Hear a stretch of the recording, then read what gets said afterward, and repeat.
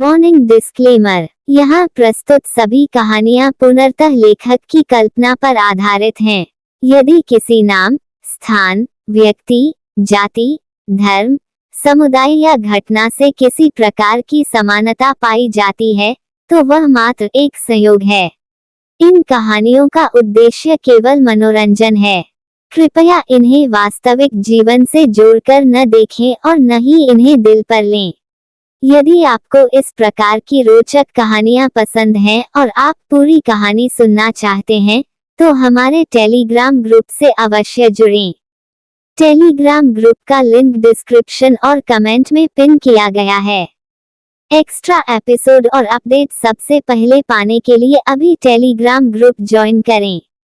धन्यवाद। Presented by CM novel. अब शुरू करते हैं आज की कहानी। अध्याय 181। अगर वो मर भी गया तो मैं पाताल लोक तक उसका साथ दूंगी। विशाल मानसरोवर झील पर उन खौफनाक लहरों के शांत होने के बाद अब बस हल्की हल्की लहरें ही किनारे से टकरा रही थीं। हवा का एक झोंका ऐसे गुजरा जैसे किन्हीं कोमल हाथों ने पानी की आखिरी बूंदों को भी सहला दिया हो, और अब झील की सतह पर बस धीरे धीरे फैलती हुई हल्की लहरें ही बची थीं। आसमान से लगातार गिर रही हल्की बूंदाबांदी झील की सतह पर पड़ते ही एक के बाद एक लहरें बना रही थी, मानो कोई अदृश्य परी झील पर टहलते हुए अपने पैरों के निशान छोड़ रही हो। दूर तक देखने पर उस विशाल और असीम मानसरोवर झील के ठीक बीचों बीच फीके पीले रंग के भिक्षु वस्त्र पहने वह बुजुर्ग पूरे गर्व के साथ खड़े थे। 5 फिंगर माउंटेन के उस भयानक दबाव के बिना 100 साल से भी ज्यादा उम्र के दुर्वासा प्रताप सिंह बिल्कुल सीधे तने हुए खड़े थे। धुंध और बादलों से घिरे हुए उन्होंने अपना सिर हल्का सा उठाया और आसमान को चीरती हुई उस पहाड़ की चोटी को देखते हुए गहरी सोच और भावनाओं में डूब गए। फैसला हो चुका है, तुम्हारा जीवन और तुम्हारी साधना दोनों का अंत हो गया है। अरमान आहूजा, मध्य भारत में मेरी वापसी की पहली लड़ाई में तुम्हारा एक सीढ़ी की तरह इस्तेमाल होना ये साबित करता है कि तुम्हारी मौत बेकार नहीं गई। 20 साल पहले मैं हारकर पश्चिमी तिब्बत भाग गया था। अब एक परम गुरु की लड़ाई से वापस लौटने के बाद मैं स्वाभाविक रूप से आने वाले कई दशकों तक उस शिखर पर अपना कब्जा जमाऊंगा। उन बुजुर्ग की आवाज़ बहुत तेज नहीं थी, लेकिन मानसरोवर झील की उस शांत और खाली सतह पर राजवंश एन्क्लेव की पर्वत श्रृंखलाओं से टकराकर वो आवाज़ और भी ज्यादा गूंजने लगी थी। आखिरी शब्द आने वाले कई दशकों तक बार बार गूंज रहे थे, जैसे किसी मंदिर में सुबह शाम बजने वाले नगाड़ों के बीच सुबह की घंटी बज रही हो, जिसकी एक ही गूंज सीधे दिल को झकझोर देती है। अपनी बात कहने के बाद वो बुजुर्ग किनारे पर जाने की कोई जल्दी में नहीं थे। इसके बजाय वो झील के बीचों बीच खड़े रहे। उनके दोनों हाथ आपस में जुड़े हुए थे और वो खुद से ही कुछ बुदबुदा रहे थे। उनकी आवाज़ इतनी धीमी थी कि झील के दोनों तरफ खड़ी भीड़ के लिए ये सुनना नामुमकिन था कि वो आखिर क्या कह रहे हैं। वो धीमी और अस्पष्ट आवाज़ बिल्कुल वैसी थी जैसे बुद्ध के मुख्य कक्ष में भिक्षु ध्यान लगाते हुए और पवित्र मन से मंत्रों का जाप कर रहे हों। चूंकि दुर्वासा प्रताप सिंह अभी तक किनारे पर नहीं आए थे, इसलिए वहां से जाने की किसी को कोई जल्दी नहीं थी। बस कुछ मतलबी लोगों ने एक बार फिर अपने खास आदमियों को मल्होत्रा परिवार के देखने वाले चबूतरे पर भेजा, ताकि वो दुर्वासा प्रताप सिंह को उनकी इस शानदार जीत की एडवांस में बधाई दे सकें, इस उम्मीद में कि शायद उन्हें मल्होत्रा परिवार का साथ मिल जाए। सबको बधाई देने आते देख आर्यन मल्होत्रा के चेहरे की मुस्कान उसके पिता विक्रम मल्होत्रा से भी कहीं ज्यादा गहरी और चौड़ी थी। एक पल का भी और इंतजार ना कर पाने के कारण वो राकेश सिंघानिया को साथ लेकर मानसरोवर झील से निकल गया और सीधे पहाड़ की चोटी की तरफ शिखर स्वर्गविला की ओर गाड़ी दौड़ा दी। अंजलि देसाई ने अपनी परवाह किए बिना और सेना के बड़े अधिकारियों की नज़रों को नज़रअंदाज करते हुए दौड़ लगा दी। वो पागलों की तरह भागते हुए जनरल भीष्म मेहरा के पास पहुंची और घबराहट में पूछा, दादा मेहरा, क्या तुम अभी भी बीच बचाव नहीं करोगे? जनरल भीष्म मेहरा ने अपना सिर घुमाया, अंजलि देसाई की तरफ देखा, एक गहरी सांस ली और फिर सिर हिलाते हुए कहा, बच्ची, यहाँ तक कि स्वर्ण बोधिसत्व काया भी दुर्वासा प्रताप सिंह के 5 फिंगर माउंटेन के नीचे आकर कीमा बन जाती। अगर मैं चाहता भी तो मैं कुछ नहीं कर पाता। ये सुनकर अंजलि देसाई ने जनरल भीष्म मेहरा पर चिल्लाते हुए कहा, लेकिन तुमने तो पहले साफ साफ वादा किया था। बदतमीज। जनरल भीष्म मेहरा के पीछे खड़े एक बड़े ऑफिसर ने जोर से चिल्लाया, लेकिन जैसे ही उसने अपनी बात खत्म की, अभिमन्यु ने उसकी गर्दन पकड़ी और उसे सीधा झील में फेंक दिया। एक सीनियर कर्नल, क्या वो सेना का इतना बड़ा अधिकारी नहीं था जो पूरे इलाके को हिलाकर रख दे?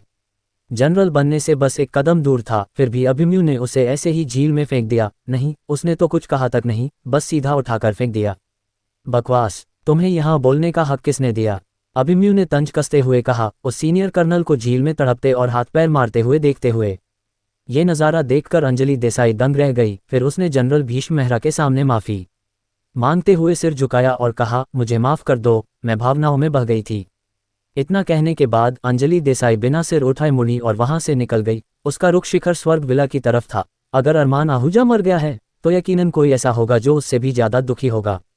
उसे जाते हुए देखकर जनरल भीष्म मेहरा ने अभिमन्यु की तरफ देखा और आखिरकार बस एक आह भर कर रह गए। उन्होंने आज की युवा पीढ़ी के जज्बाती मामलों में दखल न देना ही बेहतर समझा।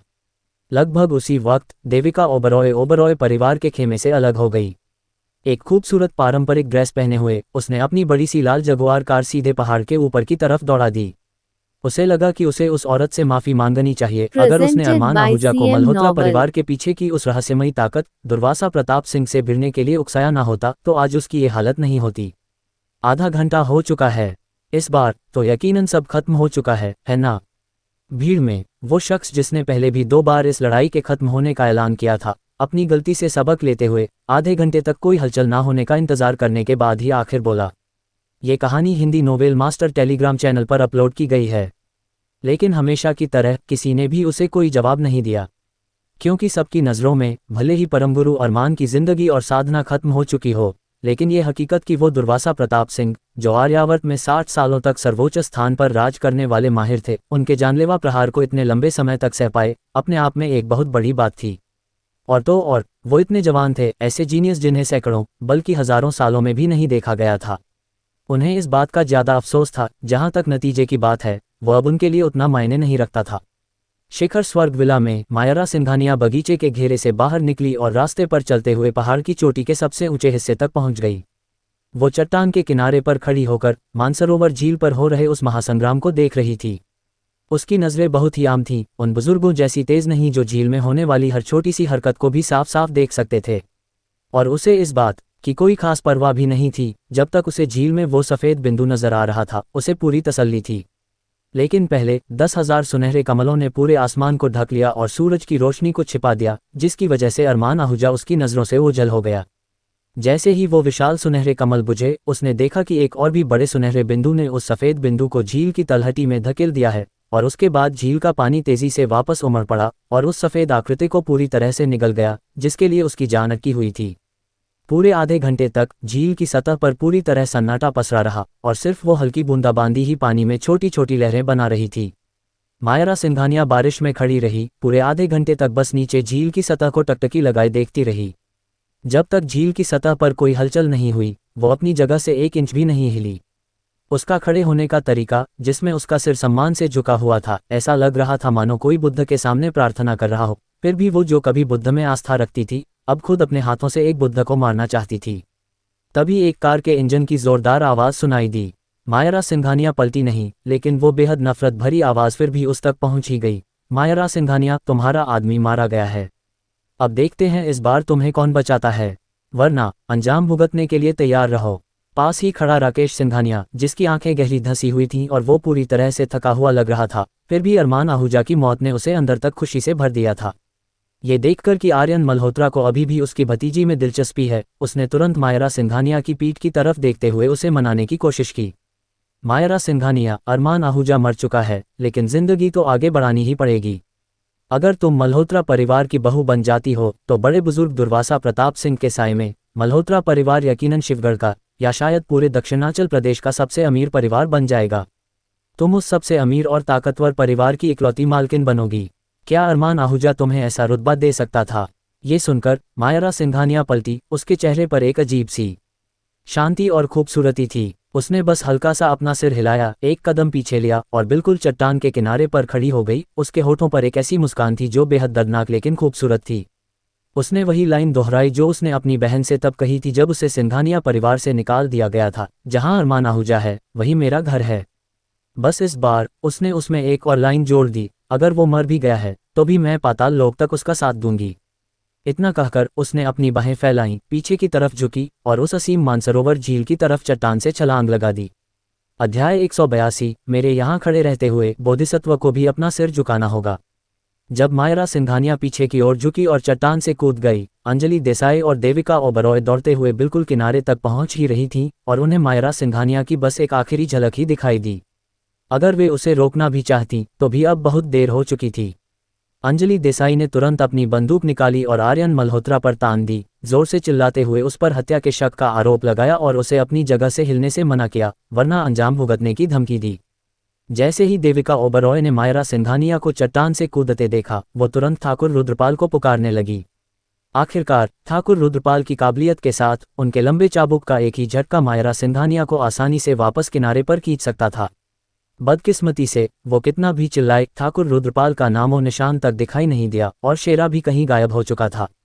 हालांकि देविका ओबरॉय के मन में अभी भी अरमान आहूजा के लिए एक छोटी सी उम्मीद बाकी थी, लेकिन आधा घंटे से भी ज्यादा का वक्त बीत चुका था।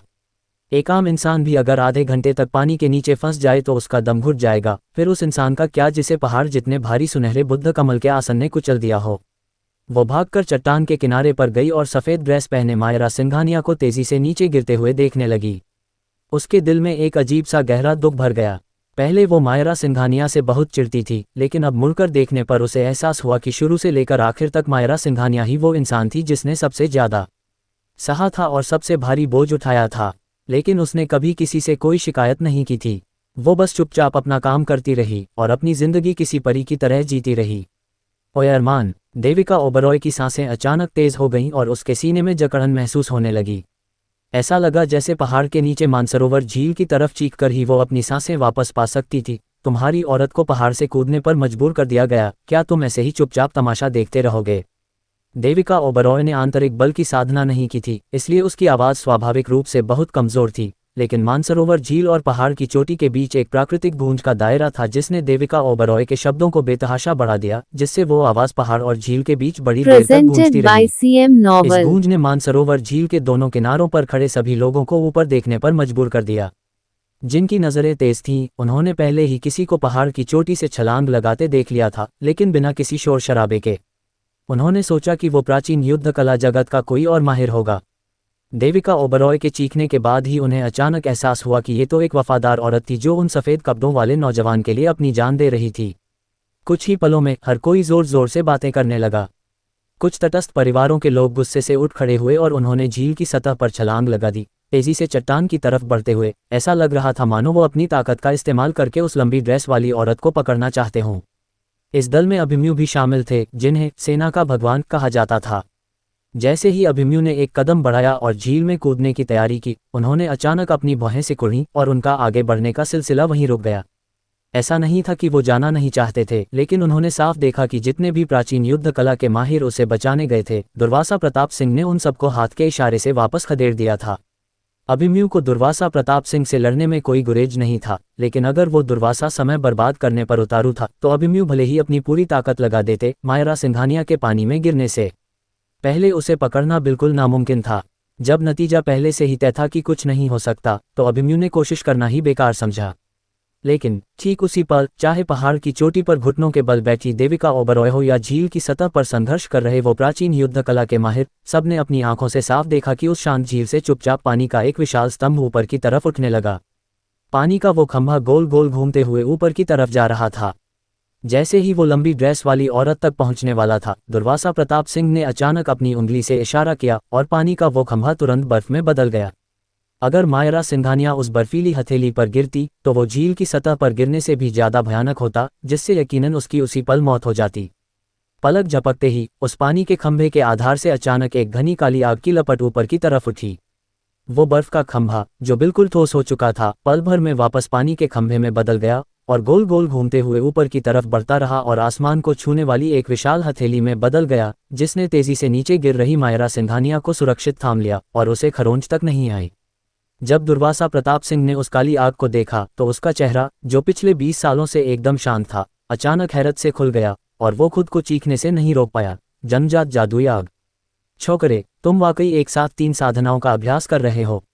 जैसे ही उसने ये कहा, मानसरोवर झील के दोनों किनारों पर खड़े सभी लोग पूरी तरह से सन्न रह गए। उनकी आंखों में ऐसा अकल्पनीय सदमा था, मानो उन्होंने दुनिया की सबसे खौफनाक चीज देख ली हो, जिसने उन्हें इतना सुन्न कर दिया था कि उनके मुंह से एक लफ्ज तक नहीं निकल रहा था। उसी वक्त वो विशाल हथेली आसमान की तरफ उठी और लंबी ड्रेस वाली उस औरत को हिफाजत से किनारे तक पहुंचा दिया। बस उसके बाद ही उसने अचानक रुख पलटा, एक हथेली से एक मुट्ठी में बदल गई और जैसे गुस्से में दहाड़ रही हो, उसने झील के बीचों बीच खड़े दुर्वासा प्रताप सिंह पर जोरदार हमला कर दिया। लगभग उसी पल उस शांत झील के बीच में दुर्वासा प्रताप सिंह के पैरों के नीचे अचानक लहरें उठीं और फिर उन पुराने पीले भिक्षु कपड़ों वाले उस बूढ़े के नीचे एक विशाल भंवर बनने लगा। वो भंवर और भी तेजी से और गहराई में घूमने लगा और उस सुरंग से कई गुना बड़ा हो गया जो पहले उस सुनहरे बुद्ध ने बनाई थी। पहाड़ की चोटी पर खड़ी मायरा सिंघानिया, देविका ओबरॉय और बाकी लोगों ने साफ देखा कि दसियों मीटर गहरी झील का पानी बीच में एक छोटे से सफेद बिंदु से धीरे धीरे पीछे हट रहा था, मानो किसी अजेय प्राकृतिक दुश्मन का सामना कर रहा हो, और घास से ढकी झील की तलहटी नजर आने लगी। झील के दोनों किनारों पर तेज नजर वाले लोगों ने देखा कि झील की तलहटी में एक सुनहरा कमल धीरे धीरे खिल रहा था, जो तुरंत ही एक तेज चमक बिखेरने लगा। उस कमल पर कोई दयालु सुनहरे बुद्ध की मूर्ति नहीं थी, बल्कि वो सफेद कपड़ों वाला नौजवान पालथी मारकर बैठा था। वो जन्मजात कमल का आसन, जो असल में दुर्वासा प्रताप सिंह का था, धीरे धीरे ऊपर उठा। आसपास का जो पानी अलग हो गया था वो वापस भंवर में गिरने लगा। झील की सतह पर अब सिर्फ दो ही लोग बचे थे, एक खड़ा था और दूसरा बैठा था। बस उनकी जगहें पहले से बदल गई थीं। सबने साफ साफ देखा कि उस सफ़ेद कपड़ों वाले नौजवान के हाथ में नीले और सफ़ेद चीनी मिट्टी का एक फूलदान था। हालांकि किसी को नहीं पता था कि उस बोतल के अंदर क्या है। क्या यही वो 5 फिंगर माउंटेन है जिसे तुमने पश्चिमी तिब्बत में 20 सालों की कड़ी साधना के बाद हासिल किया है? अरमान आहूजा ने अपने हाथ में पकड़े उस नीले और सफ़ेद चीनी मिट्टी के फूलदान को रगड़ते हुए बेहद तिरस्कार भरे लहजे में कहा। ये सुनकर दुर्वासा प्रताप सिंह के चेहरे पर एक दयालु भाव आया और उसकी पुरानी पीली त्वचा अचानक सुनहरी हो गई। इससे पहले कि वो कुछ बोल पाता, किनारे पर खड़ा एक शख्स चिल्लाया, क्या ये स्वर्ण बोधिसत्व काया है? ये सुनकर हर किसी की सांसें अटक गईं। सिर्फ मल्होत्रा परिवार के खेमे में मौजूद तपस्वी त्रिवेदी नाम के उस गंजे नौजवान ने ही अचानक अपनी आंखें खोलीं। अरमान आहूजा की आकृति को अपनी यादों में कैद करने के बाद उसने अपने हाथ जोड़े, धीमे से बुद्ध का नाम लिया और फिर अपनी आंखें बंद करके पहाड़ से नीचे की ओर चल पड़ा। बहुत पहले उसने अपने गुरु को ये कहते हुए सुना था कि स्वर्ण बोधिसत्व काया असल में इस दुनिया की है ही नहीं, क्योंकि ये बहुत ही खूंखार और हावी होने वाली है, इसलिए किसी का भी शरीर इसे बर्दाश्त नहीं कर सकता। इस दुनिया के तमाम जीवों में जब तक कोई उसके जैसा स्वर्ण बोधिसत्व काया के साथ पैदा ना हुआ हो, जो भी इस साधना को करेगा उसकी मौत तय है। जब वो पश्चिमी तिब्बत में थे तो उसने अपने गुरु दुर्वासा प्रताप सिंह को, जो पहले से ही 100 साल के थे, सलाह दी थी कि मध्य भारत लौटने की कोई ज़रूरत नहीं है। लेकिन दुर्वासा प्रताप सिंह ने अपना सिर हिलाते हुए कहा था, मैं दुर्वासा प्रताप सिंह दशकों तक आर्यावर्त पर राज कर चुका हूँ। मैं बुढ़ापे से मरने की बजाय लड़ते हुए मरना ज़्यादा पसंद करूँगा। दुर्वासा प्रताप सिंह ने ये कहा और उसने बिल्कुल वैसा ही किया। उसने अपनी पूरी जिंदगी की ताकत लगाकर इस स्वर्ण बोधिसत्व काया को हासिल किया था ताकि वो बुढ़ापे में बिस्तर पर मरने की बजाय शान से लड़ते हुए मरे। दुर्वासा प्रताप सिंह, जो अब पूरी तरह से सोने से ढका हुआ लग रहा था, उसने अपने हाथ जोड़े और धीमी आवाज में कहा, सभी जीवों का उद्धार ही आत्मज्ञान की ओर ले जाता है। मेरे बुद्ध दया करें। इतना कहने के बाद उसने अपनी हथेली से एक प्रहार किया। आसमान और जमीन को चीरती हुई एक अदृश्य ऊर्जा अरमान आहूजा की तरफ तेजी से झपटी। करुणा तारण। अरमान आहूजा सीधा उस कमल पर बैठा रहा। उसने अपने हाथ का वो नीला सफ़ेद चीनी मिट्टी का फूलदान खोला, अपनी एक उंगली बढ़ाकर उसमें से एक आंसू निकाला और एक बेबस सी आह भरते हुए बोला, दुर्वासा प्रताप सिंह, तुमने कहा था अगर मैं तथागत को नहीं देखता तो तथागत मुझे देखने आएंगे। लेकिन क्या तुम नहीं जानते कि जब मैं यहाँ खड़ा हूँ तो बोधिसत्व को भी अपना सिर झुकाना पड़ता है? फिर इस करुणा तारण के मामूली से प्रहार की क्या औकात? इतना कहने के बाद अरमान आहूजा ने भी दुर्वासा प्रताप सिंह की नकल करते हुए अपनी एक उंगली उठाई। तपस्वी त्रिवेदी के उस करुणा तारण से दर्जनों गुना ज्यादा ताकतवर वो हथेली का प्रहार अरमान आहूजा को छुए बिना ही उसके शरीर के आर पार हो गया और सीधे उसके पीछे की चट्टान से जा टकराया। उस विशाल पहाड़ पर दर्जनों मंजिल ऊंचा हथेली का निशान छप गया, लेकिन उसके ठीक बीच में बैठा अरमान आहूजा बिल्कुल सुरक्षित था। उसे खरोंच तक नहीं आई थी, और जहां तक अरमान आहूजा की उस उंगली की बात थी, वो सीधे जाकर दुर्वासा प्रताप सिंह के माथे के बीचों बीच लगी, बिल्कुल वैसे ही जैसे दुर्वासा प्रताप सिंह ने कुछ देर पहले हवा में मायरा सिंघानिया के माथे की तरफ उंगली उठाई थी। कर्मों का फल घूमकर वापस आता है। अध्याय 183। हरी भरी कुटिया में 20 साल। अंत में बुद्ध ने भी मुझे नहीं बचाया। आसमान से लगातार गिर रही हल्की बूंदाबांदी अभी भी जारी थी, जो मानसरोवर झील के दोनों किनारों पर खड़ी भीड़ के कंधों को भिगो रही थी। किनारे पर खड़े उन माहिर बुजुर्गों को छोड़कर झील के बीचों बीच खड़े वो दोनों लोग इतनी भयंकर लड़ाई के बावजूद बिल्कुल सूखे थे। उन पर पानी की एक बूंद तक नहीं थी। लेकिन अरमान आहूजा के उस उंगली के इशारे के बाद दुर्वासा प्रताप सिंह की बेपरवाह पलकें अचानक झपकी, जैसे उसे इस बात की हैरानी हो कि बारिश की एक बूंद ठीक उसके माथे के बीचों बीच आकर गिरी थी। उसने धीरे धीरे अपना सिर उठाया और काले, बारिश से भरे आसमान की तरफ देखा। जो पहले सिर्फ हल्की सी बूंदाबांदी थी वो पलक झपकते ही एक भारी मूसलाधार बारिश में बदल गई, जिसकी मोटी मोटी बूंदें उसके उम्रदराज चेहरे पर किसी पत्थर की तरह लग रही थीं, जिससे उसे एक हल्की सी चुभन का एहसास हुआ। माथे पर सिर्फ एक उंगली लगने से करीब 100 सालों की उसकी पूरी साधना उस भारी बारिश के बीच मानसरोवर झील में धुल गई और हमेशा के लिए खत्म हो गई। अपनी साधना छिन जाने के बाद दुर्वासा प्रताप सिंह अपने कमजोर और बूढ़े शरीर के साथ बिना किसी कोशिश या विरोध के सीधा पीछे की तरफ मानसरोवर झील में जा गिरा। इससे पहले कि उसका सिर पानी के नीचे जाता, उसने आसमान की तरफ मुंह करके एक लंबी और दर्दनाक चीख मारी। आर्यावर्त में 60 सालों तक सर्वोच्च रहने के बाद मुझे लगा था कि मुझे कोई नहीं हरा सकता। हरी रोशनी वाले उस प्राचीन मंदिर में 20 साल बिताने के बाद भी अंत में बुद्ध ने भी मेरा बेड़ा पार नहीं किया। दुर्वासा प्रताप सिंह, ओ दुर्वासा प्रताप सिंह, क्या खूब है ये अमिताभ। जैसे ही उसकी वो चीख खत्म हुई, छपाक की एक आवाज के साथ आर्यावर्त का 60 सालों का बादशाह दुर्वासा प्रताप सिंह अब इस दुनिया में नहीं रहा। हर कोई अभी भी दुर्वासा प्रताप सिंह के उस करुणा तारण वाले हथेली के प्रहार की भयानक ताकत के सदमे में था। सबका यही मानना था कि भले ही वो सफ़ेद कपड़ों वाला आदमी उसकी 5 फिंगर माउंटेन को बर्दाश्त कर ले, लेकिन स्वर्ण बोधिसत्व काया के उस पूरी ताकत वाले प्रहार को वो यकीनन नहीं झेल सकता। आखिर उस प्रहार ने पहाड़ की चोटी पर दर्जनों मंजिल ऊंचा हथेली का निशान जो छोड़ दिया था। इतनी बड़ी ताकत का सामना कौन कर सकता था? लेकिन जिसकी किसी ने उम्मीद नहीं की थी वो ये था कि जो बैठा था वो बैठा ही रह गया, और जो आक्रामकता से खड़ा था उस प्रहार के बाद वो सीधे पीछे की तरफ झील में जा गिरा। ऐसा लग रहा था मानो उसके अपने ही प्रहार ने कोई भयानक उल्टी ताकत पैदा कर दी हो, जिसने उसे इस तरह गिरने पर मजबूर कर दिया। बारिश जोरों से हो रही थी, लेकिन मल्होत्रा परिवार के लोगों ने बाकी सब कुछ भूलकर किनारे पर रखी एक छोटी सी नाव ढूंढी और तुरंत पानी में उतरकर झील के बीच की तरफ नाव चलाने लगे। उनके इस पहले वाले घमंड और दूसरों को नीचा दिखाने वाले रवैये के मुकाबले अब उनकी ये हास्यास्पद और दयनीय हालत देखकर वो मतलबी लोग एक साथ तालियां बजाने और खुश होने लगे। किसने कहा था उन्हें कि वो अभी हमें नज़रअंदाज करें? सही हुआ इनके साथ। हालांकि वो मतलबी लोग शायद ये भूल गए थे कि जब वो कुछ देर पहले मल्होत्रा परिवार के सामने गिड़गिड़ा रहे थे तब वो खुद भी उतने ही दयनीय लग रहे थे। अरमान आहूजा ने मल्होत्रा परिवार के लोगों को दुर्वासा प्रताप सिंह का शव निकालने से नहीं रोका। उसने बस हल्का सा अपना सिर टेढ़ा किया और फिर जमीन से ऐसे छलांग लगाई जैसे कोई रेशम का कपड़ा हवा में उड़ रहा हो।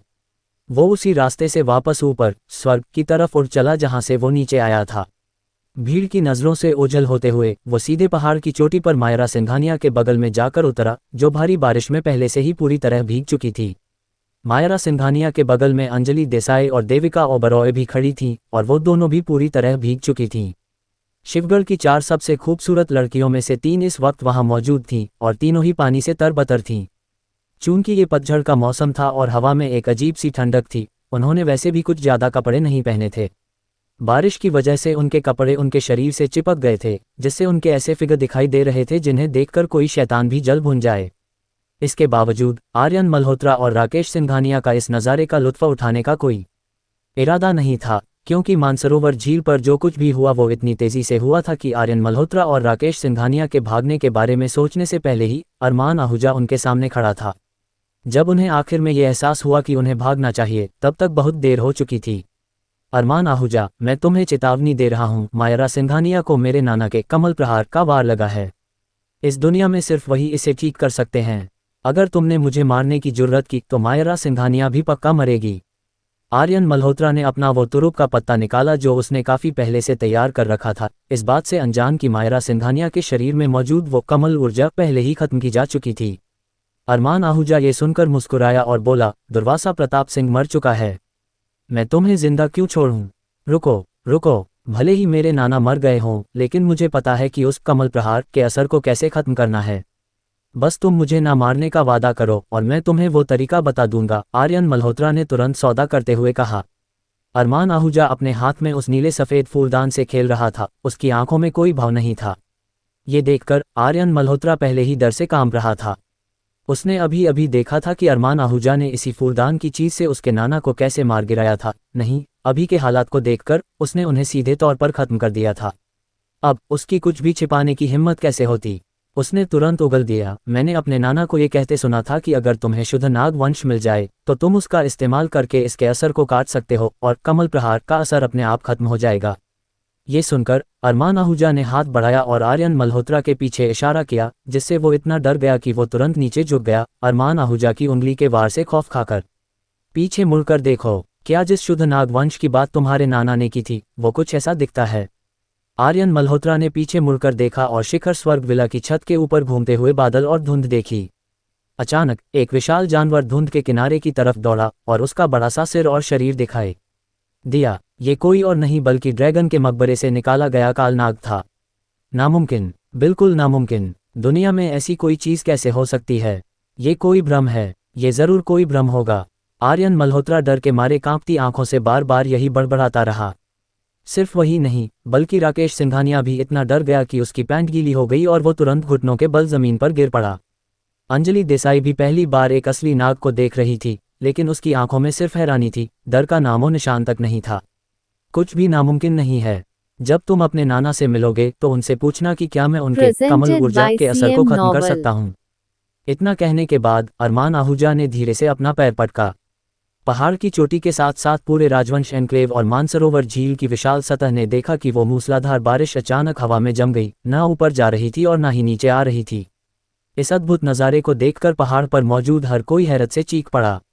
अरमान आहूजा जरा भी नहीं हिचकिचाया, उसने बस अपने हाथ में उस नीले सफ़ेद फूलदान को कुचल दिया। ऊर्जा में लिपटे मायरा सिंघानिया के आंसू तुरंत अरमान आहूजा के इर्द गिर्द तैरने लगे, जो उन रंगहीन और बेस्वाद बारिश की बूंदों के बिल्कुल उलट लग रहे थे। मैंने तुमसे कहा था, एक आंसू की कीमत तुम्हारी एक जान देकर चुकानी होगी। इतना कहकर अरमान आहूजा ने अपना हाथ हिलाया। एक तारा गायब हुआ और आर्यन मल्होत्रा तुरंत जमीन पर गिर पड़ा। उसकी आंखें खौफ से फटी हुई थीं। मरते दम तक उसे समझ नहीं आया कि वो एक ऐसे इंसान से बार बार कैसे हार गया जो कभी किसी काम का नहीं था। ये देखकर राकेश सिंघानिया इतना डर गया कि उसने तुरंत घुटने टेक दिए और अरमान आहूजा के सामने बार बार अपना सिर रगड़ते हुए बोला, परम गुरु अरमान, कृपया बड़े दिल वाले बने और मुझे छोड़ दें। मेरे बूढ़े माँ बाप हैं और छोटे छोटे बच्चे हैं, कृपया रहम खाएं और मुझे जाने दें। ये देखकर कि अरमान आहूजा ने कोई जवाब नहीं दिया, राकेश सिंघानिया जल्दी से घुटनों के बल चलते हुए मायरा सिंघानिया के पास पहुंचा। अपना सिर रगड़ते हुए गिड़गिड़ाने लगा, मायरा, मैं तुम्हारा दूसरा चाचा हूँ, वही चाचा जिसने तुम्हें बचपन में गोद में खिलाया था। प्लीज जल्दी से मेरे लिए भीख मांगो, हम सब एक परिवार हैं और मैं मरना नहीं चाहता। ये शब्द सुनकर मायरा सिंघानिया का चेहरा बिल्कुल भावहीन हो गया। उसने सीधे शब्दों में कहा, जब मुझे सिंघानिया परिवार से बाहर निकाला गया था तब तुम्हें याद क्यों नहीं आया कि हम परिवार हैं? जब तुमने मेरे पति को गिरफ्तार कराने के लिए पुलिस बुलाई और हमें तब लात मारी जब हम पहले ही मुसीबत में थे, तब तुम्हें कैसे याद आया कि हम परिवार हैं? जब तुम मुझे मल्होत्रा परिवार के बिस्तर पर भेजना चाहते थे तब तुम कैसे भूल गए कि हम परिवार हैं, कि मैं तुम्हारी सगी भतीजी हूँ? जब तुमने हर जगह मुझे निशाना बनाया, मेरी कॉस्मेटिक फैक्ट्री को बर्बाद करने के लिए लोग भेजे और काला जादू का इस्तेमाल करके हड़तालें करवाईं, तब तुम कैसे भूल गए कि हम परिवार हैं? राकेश सिंघानिया, तुम्हें नहीं लगता कि ये सब कहने में तुमने बहुत देर कर दी है? राकेश सिंघानिया को उस वक्त बहुत सुकून मिला था जब मायरा सिंघानिया के साथ ये सब हुआ था, लेकिन अब उसका हर एक शब्द उसकी हड्डियों को जमा रहा था। खासकर उसकी आखिरी लाइन, जिसमें उसने उसे दूसरा चाचा नहीं कहा बल्कि उसके नाम से पुकारा, ये सुनकर उसका दिल और भी बैठ गया। राकेश सिंघानिया को अब किसी चीज़ की परवाह नहीं थी। उसने अपना हाथ उठाया और जोर से खुद को थप्पड़ मारा और माफ़ी मांगते हुए बोला, मायरा, पहले जो भी हुआ सब मेरी गलती थी, मैं गलत था। मुझे तुम्हें हर जगह निशाना नहीं बनाना चाहिए था और यकीनन मुझे अरमान आहूजा को भी निशाना नहीं बनाना चाहिए था। अगर मुझे पहले पता होता कि दामाद अरमान के पास इतनी ताकत है तो भले ही तुम मुझे 10,000 बार हिम्मत देते, मैं तुम दोनों के साथ कुछ भी बुरा करने की जुर्रत नहीं करता। मैं गलत था, मैं गलत था, मैं सच में गलत था। थप्पड़ों की आवाज़ तेज़ और तेज़ होती गई और उसका दाहिना गाल पहले ही सूज चुका था, लेकिन वो नहीं रुका। उसकी माफ़ी मांगने की आवाज़ भी तेज़ होती गई, लेकिन उन तीनों हसीनों की नज़रों में उसके लिए नफ़रत के सिवा और कुछ नहीं था। अपने परिवार को लो और राजवंश एनक्लेव से निकल जाओ। मायरा सिंघानिया के इस हुक्म ने राकेश सिंघानिया की जान बख्श दी। वो इतना भावुक हो गया कि उसने बार बार मायरा सिंघानिया और अरमान आहूजा के सामने सिर रगड़ा और उनके चले जाने के बाद भी वो पूरी तरह से संभल नहीं पाया था। जहाँ तक अरमान आहूजा की बात थी, जाते वक्त उसने अपनी मुट्ठी भींची और फिर अपनी 5 उंगलियां खोल दीं। पलक झपकते ही उसके इर्द गिर्द घूम रहे ऊर्जा के वो दर्जनों तारे चट्टान से नीचे की तरफ सनसनाते हुए निकल गए। जहां से भी वो गुजरे, जिस किसी ने भी मायरा सिंघानिया का अपमान किया था, चाहे वो कोई भी हो, वो पूरी तरह से राख में बदल गया। इस लड़ाई के साथ परमगुरु अरमान का नाम पूरे दक्षिणांचल प्रदेश में गूंज उठा। अध्याय 184, करुणा तारण। बौद्ध द्वार में प्रवेश एक जीवन भर की भूल है। जोरदार बारिश हो रही थी और मानसरोवर झील धुंधली बारिश की चादर में लिपटी हुई थी। झील की सतह, जो दुर्वासा प्रताप सिंह के हथेली के वार करुणातारण की वजह से उथल पुथल हो गई थी, अब धीरे धीरे शांत हो रही थी। बस झील पर वो छोटी सी नाव अभी भी बीच की तरफ बढ़ती जा रही थी। बाकी की भीड़ भारी बारिश में भीगते हुए पहाड़ की चोटी पर बने उस हथेली के निशान को एकटक घूर रही थी। वो बहुत देर तक अपनी नज़रें वहां से नहीं हटा पा रहे थे। उन्हें इस बात का एहसास तक नहीं हुआ कि उनके आसपास की बारिश कुछ पलों के लिए रुक गई थी। ऐसा लग रहा था मानो वो अभी भी उस महासंग्राम की यादों में खोए हुए थे जो अभी अभी खत्म हुआ था। बाप रे, क्या सब खत्म हो गया। वो दर्शक जिसने पहले 3 बार गलती से लड़ाई खत्म होने की बात मान ली थी, आखिरकार एक लंबी खामोशी के बाद फिर बोला। बस इस बार किसी ने सच में उसका जवाब दिया। खत्म हो गया, इस बार ये सच में खत्म हो गया है। धत तेरी की, क्या ये एक परम गुरु की ताकत है? ये तो दुनिया तबाह करने वाली ताकत है।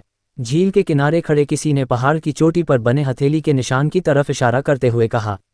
अगर वो हथेली का वार मुझ पर पड़ा होता तो क्या मैं पल भर में चकनाचूर ना हो जाता?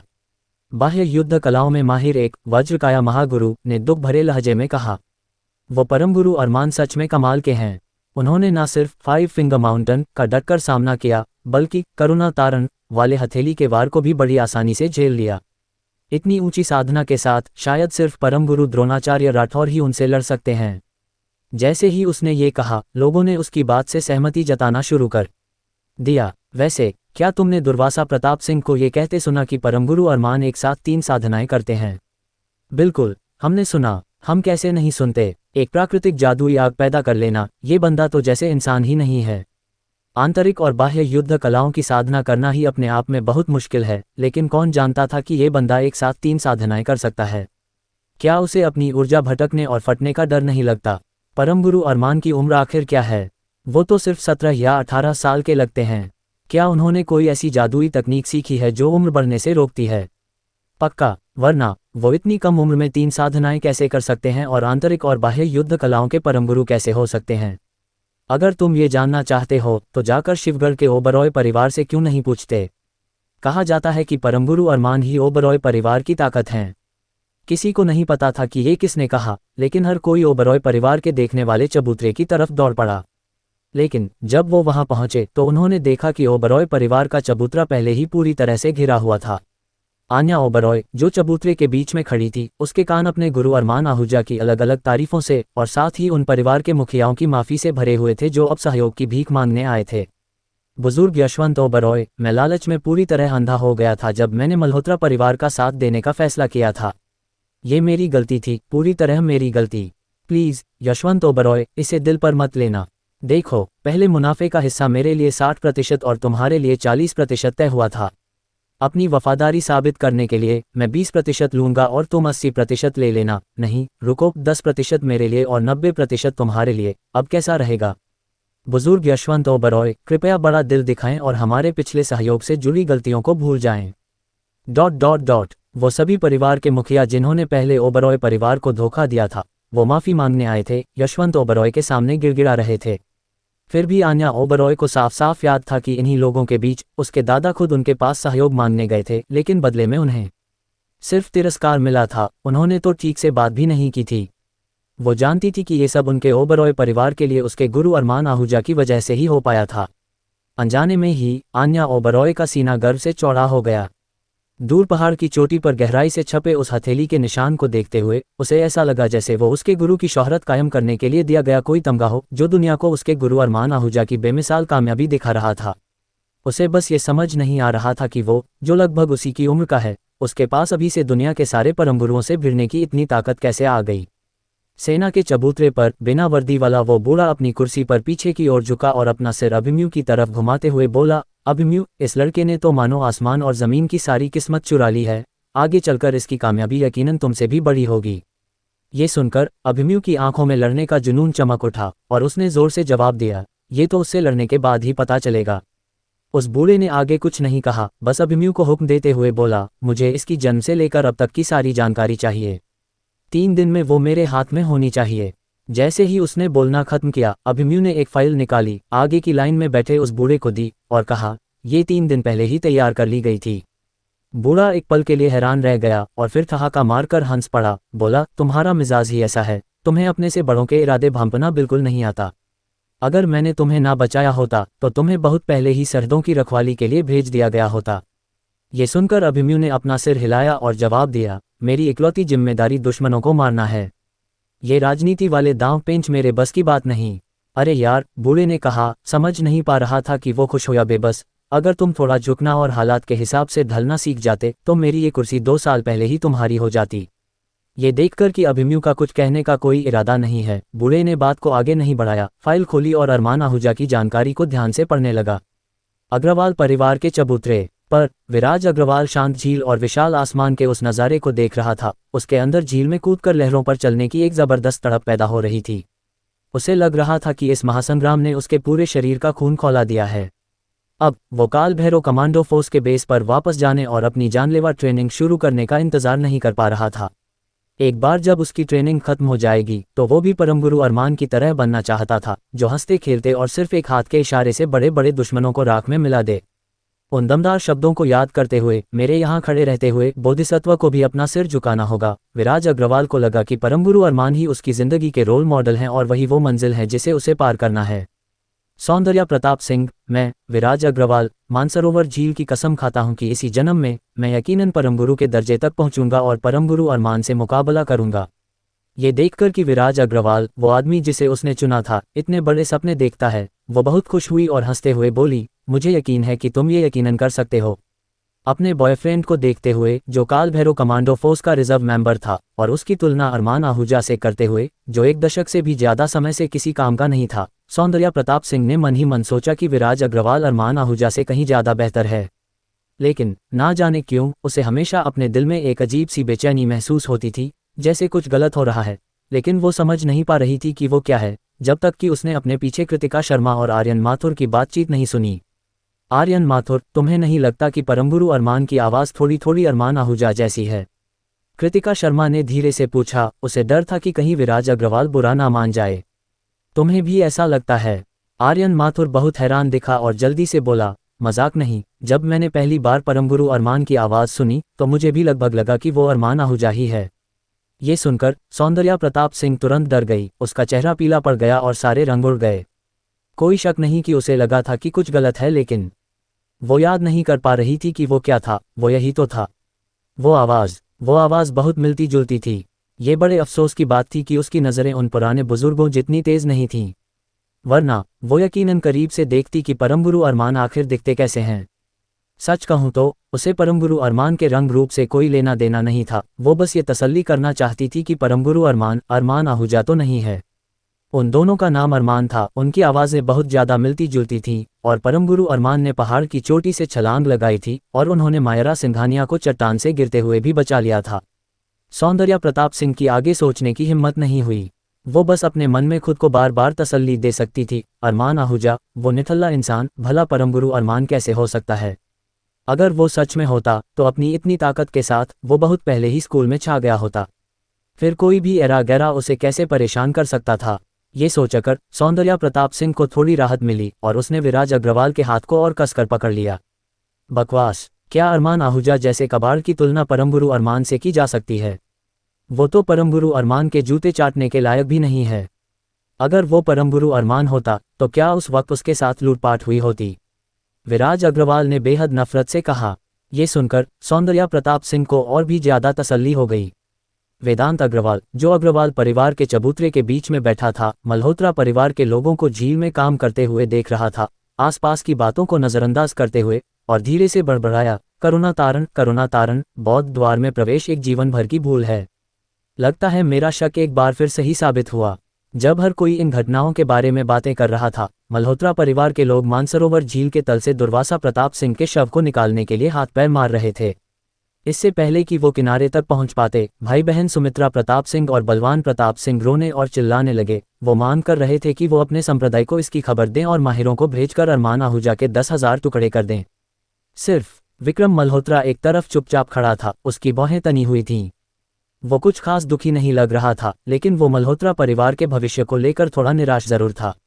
मल्होत्रा परिवार की कमान संभालने वाले दुर्वासा प्रताप सिंह के बिना क्या वो अभी भी सूर्यवंशी एस्टेट के नेता कहलाए जा सकते हैं? पहले भी मल्होत्रा परिवार में शंकर प्रताप सिंह और बलवान प्रताप सिंह मोर्चा संभाले हुए थे, लेकिन अब शंकर प्रताप सिंह मर चुका था और बलवान प्रताप सिंह की साधना बर्बाद हो चुकी थी। इतने बड़े मल्होत्रा परिवार में अब कोई ऐसा नहीं बचा था जो सामने आकर खड़ा हो सके। क्या वो उस निकम्मे आर्यन मल्होत्रा पर भरोसा कर सकते थे? विक्रम मल्होत्रा ने दुखी मन से अपना सिर हिलाया, उसके चेहरे पर दर्द साफ झलक रहा था। वो दोनों ही जवान लड़के थे और अरमान आहूजा तो आर्यन मल्होत्रा से कुछ साल छोटा ही था, फिर भी उनकी साधना में इतना बड़ा फासला क्यों था? क्या ये सच था कि टैलेंट सिर्फ गरीब परिवारों से ही निकल कर आता है? विक्रम मल्होत्रा ने एक आह भरी और सबसे पहले किनारे पर कदम रखा।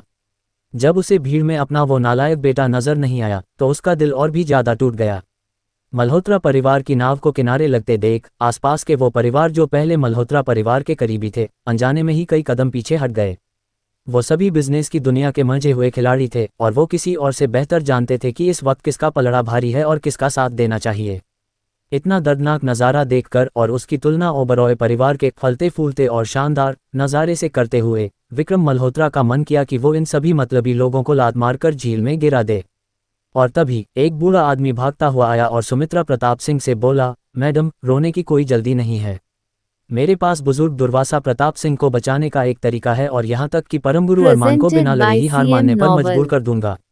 अध्याय 185। मेरे गुरु मरने की चाह रख रहे हैं। जैसे ही ये लफ्ज उनके मुंह से निकले, वहां मौजूद सभी लोगों ने एक साथ ठहाका लगाते हुए उनका मजाक उड़ाया। तुम कौन हो बे? क्या कोई मुर्दा सच में जिंदा हो सकता है? क्या ये आदमी उस दुनिया तबाह करने वाले परमगुरु की लड़ाई से डरकर पागल हो गया है? इसकी ऐसी बकवास करने की हिम्मत कैसे हुई? भले ही तुम दुर्वासा प्रताप सिंह को बचा लो, तुम्हें क्यों लगता है कि परमगुरु अरमान हार मान लेंगे? क्या तुम शायद दुर्वासा प्रताप सिंह से भी ज्यादा खतरनाक हो? मैंने प्राचीन युद्ध कला जगत में सिर्फ आर्यावर्त के 60 सालों के बादशाह दुर्वासा प्रताप सिंह के बारे में ही क्यों सुना है, तुम्हारे बारे में क्यों नहीं? बुजुर्ग, जब तुम बूढ़े हो गए हो तो तुम्हें घर पर आराम करना चाहिए। यहाँ आकर हीरो बनने की कोशिश कर रहे हो, तुम्हें नहीं लगता कि तुम सूरज को दिया दिखा रहे हो? ... किसी को भी उस बूढ़े आदमी पर यकीन नहीं हुआ, सिवाय उस भीगी हुई लड़की के। उसे उन पर यकीन था क्योंकि ये बूढ़ा कोई और नहीं बल्कि रसायनराज त्रिवेदी थे, जिन्हें 20 साल पहले पूरी रसायन जगत ने गोली राजा का खिताब दिया था। ये कहानी Hindi novel master Telegram channel पर अपलोड की गई है। सुमित्रा प्रताप सिंह ने अचानक सिर उठाया। वो रसायनराज त्रिवेदी को खुशी और हैरानी भरी नजरों से देखने लगी और पूछा, रसायनराज त्रिवेदी, क्या जो तुमने कहा वो सच है? क्या परमगुरु के हाथों मारा गया कोई इंसान सच में बच सकता है? सुमित्रा प्रताप सिंह वैसे तो एक ऊंचे खानदान की जानी मानी हस्ती थी, जो कहीं भी जाती तो सबकी नज़रें उसी पर टिक जाती थीं। आज अपने पिता के पश्चिमी तिब्बत से लौटने की खुशी में उसने और भी ज्यादा सज धज कर कपड़े पहने थे। उसकी खूबसूरती को शब्दों में बयां करना बाहर वालों के लिए नामुमकिन था। उसे लगता था कि उसके पिता आज की लड़ाई यकीनन जीतेंगे। उसने तो एक जश्न की पार्टी भी तैयार कर रखी थी, बस इस बात का इंतजार था कि उसके पिता एक ही झटके में फैसला सुना दें।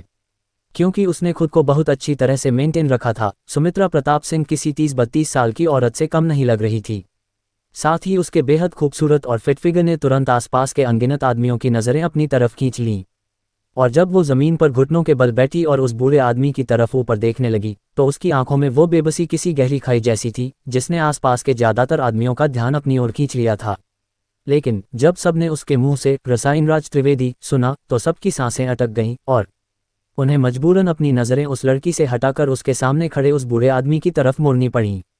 रसायनराज त्रिवेदी, गोली राजा। भीड़ में से अचानक एक आवाज़ आए और देखते ही देखते मानसरोवर झील के दोनों किनारों पर खड़ी पूरी भीड़ में खलबली मच गई। वो सब प्राचीन युद्ध कलाओं के माहिर थे। जैसा कि कहा जाता है, जब तुम अखाड़े में उतरते हो तो चोट लगने से कैसे बच सकते हो। इसलिए लगभग सभी प्राचीन युद्ध कलाओं के माहिर रसायन परिषद की बहुत इज्जत करते थे, क्योंकि उन्हें कभी नहीं पता होता था कि कब उन्हें चोट लग जाए और रसायन परिषद की मदद की ज़रूरत पड़ जाए। और ये गोली राजा उसी रसायन परिषद के संस्थापक थे। अगर कोई उनके साथ अच्छे ताल्लुकात बना लेता तो इसका मतलब होता कि उसके पास दवाइयों का अपना खुद का खजाना आ गया। इतने बड़े फायदे को कोई कैसे छोड़ सकता था? लेकिन जैसे ही कोई चापलूसी करने के लिए आगे बढ़ा, किसी और ने उन्हें रोकते हुए सवाल किया, रसायनराज त्रिवेदी तो 20 साल पहले गायब हो गए थे। कौन गारंटी दे सकता है कि ये बूढ़ा आदमी ही रसायनराज त्रिवेदी है? जैसे ही ये लफ्ज़ निकले, किसी और ने तुरंत सहमति जताते हुए कहा, बिल्कुल सही। मैं भी तो कह सकता हूँ कि मैं परमगुरु द्रोणाचार्य राठौर हूँ। बड़ी बड़ी हाँकना वो कौन नहीं कर सकता। मैं तो कहता हूँ, तुम्हारा मल्होत्रा परिवार बहुत चालू है ना? जानबूझकर ये ड्रामा कर रहे हो ताकि हमें लगे कि तुम्हारे रसायनराज त्रिवेदी के साथ अच्छे ताल्लुकात हैं, इस उम्मीद में कि हम तुम्हारा साथ दें और ओबरॉय परिवार और परमगुरु अरमान तुम्हारे ऊपर कब्जा ना कर लें। सही कहा ना? अगर वो सच में रसायनराज त्रिवेदी हैं तो ठीक है, लेकिन अगर वो कोई बहरूपिया निकले तो क्या हम सब भी तुम्हारे साथ मारे नहीं जाएंगे? ये किसी शक करने वाले इंसान की सोच थी। सही बात है, बिल्कुल सही। हम तो लगभग इन नौटंकीबाजों की बातों में आ ही गए थे। ये तो सब जानते हैं, मार्शल आर्ट्स की बुलंदी पर जो भी है, परमगुरु के सामने सब जीरो हो जाता है। क्या तुम्हें लगता है ये कोई मजाक है? भले ही गोली राजा जिंदा हो, लेकिन परमगुरु के हाथों मारे गए किसी इंसान को जिंदा करना नामुमकिन है। रसायनराज त्रिवेदी ने शक भरी इन आवाज़ों को सुना, नफरत से मुंह बनाते हुए हंसे और फिर धीरे से मैडम सुमित्रा प्रताप सिंह के कान में बोले, मैडम फिक्र मत करो, उस अरमान आहूजा ने सिर्फ बुजुर्ग दुर्वासा प्रताप सिंह की साधना को तोड़ा है और उनके 100 मर्म स्थानों और 7 छेदों को सील कर दिया है, जिससे उनकी ऊर्जा का बहाव रुक गया और उनका शरीर हिलने के लायक नहीं रहा। इसकी वजह से बुजुर्ग दुर्वासा प्रताप सिंह डूब गए और दम घुटने से उनकी मौत हो गई, ना कि सीधे तौर पर अरमान आहूजा के हाथों। वरना परमगुरु की ताकत से एक उंगली का इशारा ही सामने वाले को सीधे राख में बदल देता, फिर ये पूरा शरीर कैसे बच पाता? एक चतुर्थ श्रेणी की दिव्य गोली तो दूर की बात है, अमर गोली जैसी 5वीं श्रेणी की चीज भी उन्हें नहीं बचा पाती। ये कहते हुए उसने जैद की एक बोतल निकाली, उसमें से एक दवा की गोली बाहर निकाली, जानबूझकर दिखावा करते हुए उसकी खुशबू को हवा में फैलने दिया। आसपास खड़ी भीड़ दवा की उस तेज खुशबू को सूंघकर जैसे नशे में डूब गई। ऐसा लगा मानो वो किसी गर्म पानी के झरने में हो। उनके हाथ पैर और हड्डियां बेहद सुकून में थे और हर तरह की जकड़न दूर हो गई थी। ये एक चतुर्थ श्रेणी की दिव्य गोली है जो मांस और हड्डियों को दोबारा बना सकती है, मरे हुए को भी जिंदा कर सकती है। जल्द ही कोई अपनी जगह से उठा और खुशी से चिल्लाया। बोलने वाला इंसान प्राचीन युद्ध कला जगत का एक बहुत ही इज्जतदार बुजुर्ग था। जैसे ही उसने ये कहा, हर किसी को तुरंत उस दवा की क्वालिटी पर यकीन हो गया और साथ ही उन सब की सांसें भी अटक गईं। वो एक चतुर्थ श्रेणी की दिव्य गोली है। पूरी रसायन परिषद साल में ऐसी कुछ ही गोलियां बना पाती है। ये इसके हाथ कैसे लगी? एक चतुर्थ श्रेणी की दिव्य गोली ब्लैक मार्केट में कम से कम करोड़ों में बिकेगी। इसने इतनी आसानी से इसे दुर्वासा प्रताप सिंह को दे दिया। इतने बड़े दिल वाला होने के लिए क्या ये सच में रसायनराज त्रिवेदी हो सकते हैं? अगर ये गोली राजा हैं भी, तो भी ये दुर्वासा प्रताप सिंह को क्यों बचाएंगे? क्या इन्हें परमगुरु अरमान से पंगा लेने में डर नहीं लगता? भीड़ की इन बातों को सुनकर गोली राजा का दिल पहले ही खींच से भर चुका था। अगर उसके बस में होता तो वो जान से मारे जाने पर भी उस खौफनाक परमगुरु अरमान से पंगा नहीं लेता। लेकिन उसने पहले ही दुर्वासा प्रताप सिंह पर दांव लगा दिया था और अब यकीनन पीछे हटने का वक्त निकल चुका था। उसके पहले वाले प्लान के मुताबिक जब तक दुर्वासा प्रताप सिंह आर्यावर्त में अपना पहला नंबर वाला मुकाम वापस हासिल कर लेता तो गोली राजा का रुतबा भी अपने आप बढ़ जाता।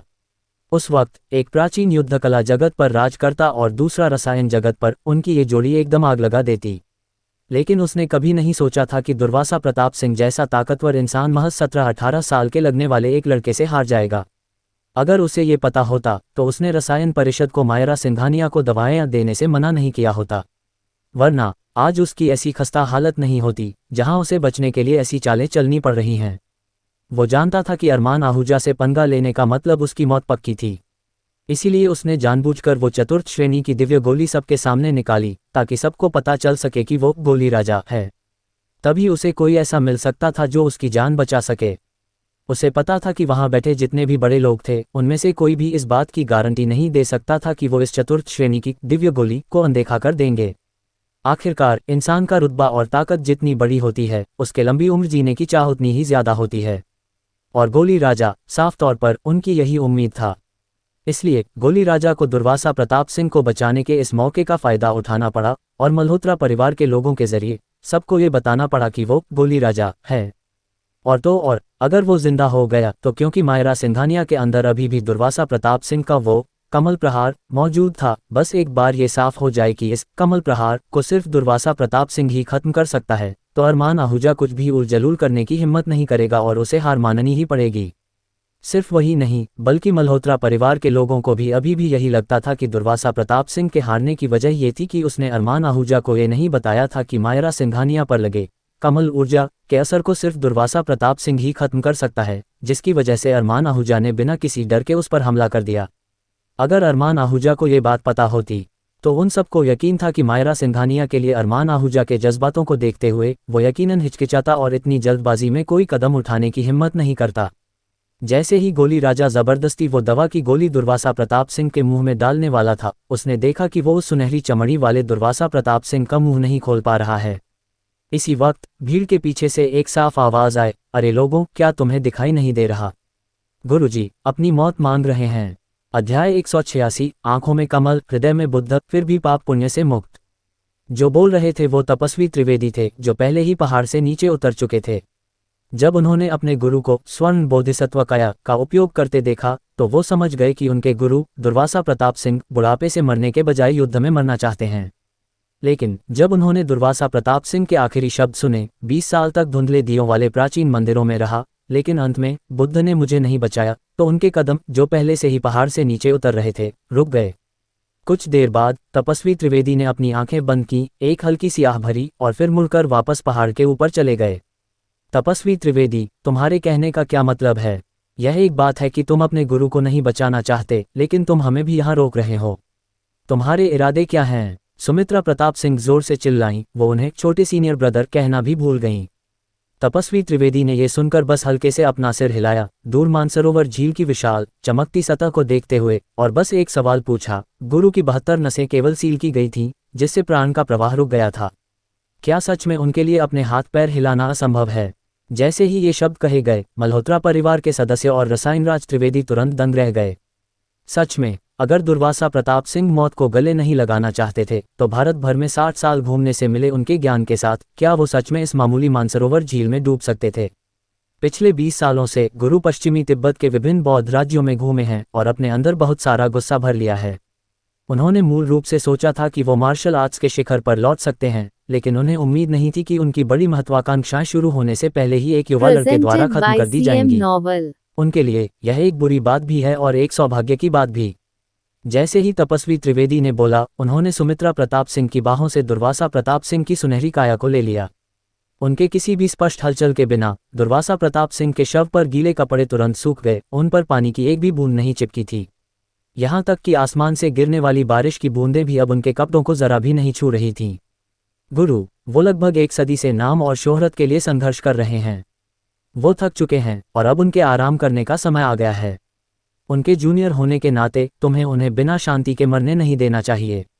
ऐसा कहते हुए तपस्वी त्रिवेदी दुर्वासा प्रताप सिंह के शरीर को पहाड़ से नीचे ले जाने वाले थे, लेकिन रसायनराज त्रिवेदी ने उन्हें रोक दिया। भतीजे, क्या तुम नहीं देखना चाहते कि तुम्हारे गुरु महागुरु अरमान को हरा दें? जब तक हम तपस्वी त्रिवेदी ने अपनी आंखें बंद की, अपना सिर घुमाया और रसायनराज त्रिवेदी को घूरा। हालांकि वहां कोई नजर नहीं थी, फिर भी इसने रसायनराज त्रिवेदी की रीढ़ में एक सिहरन भेज दी।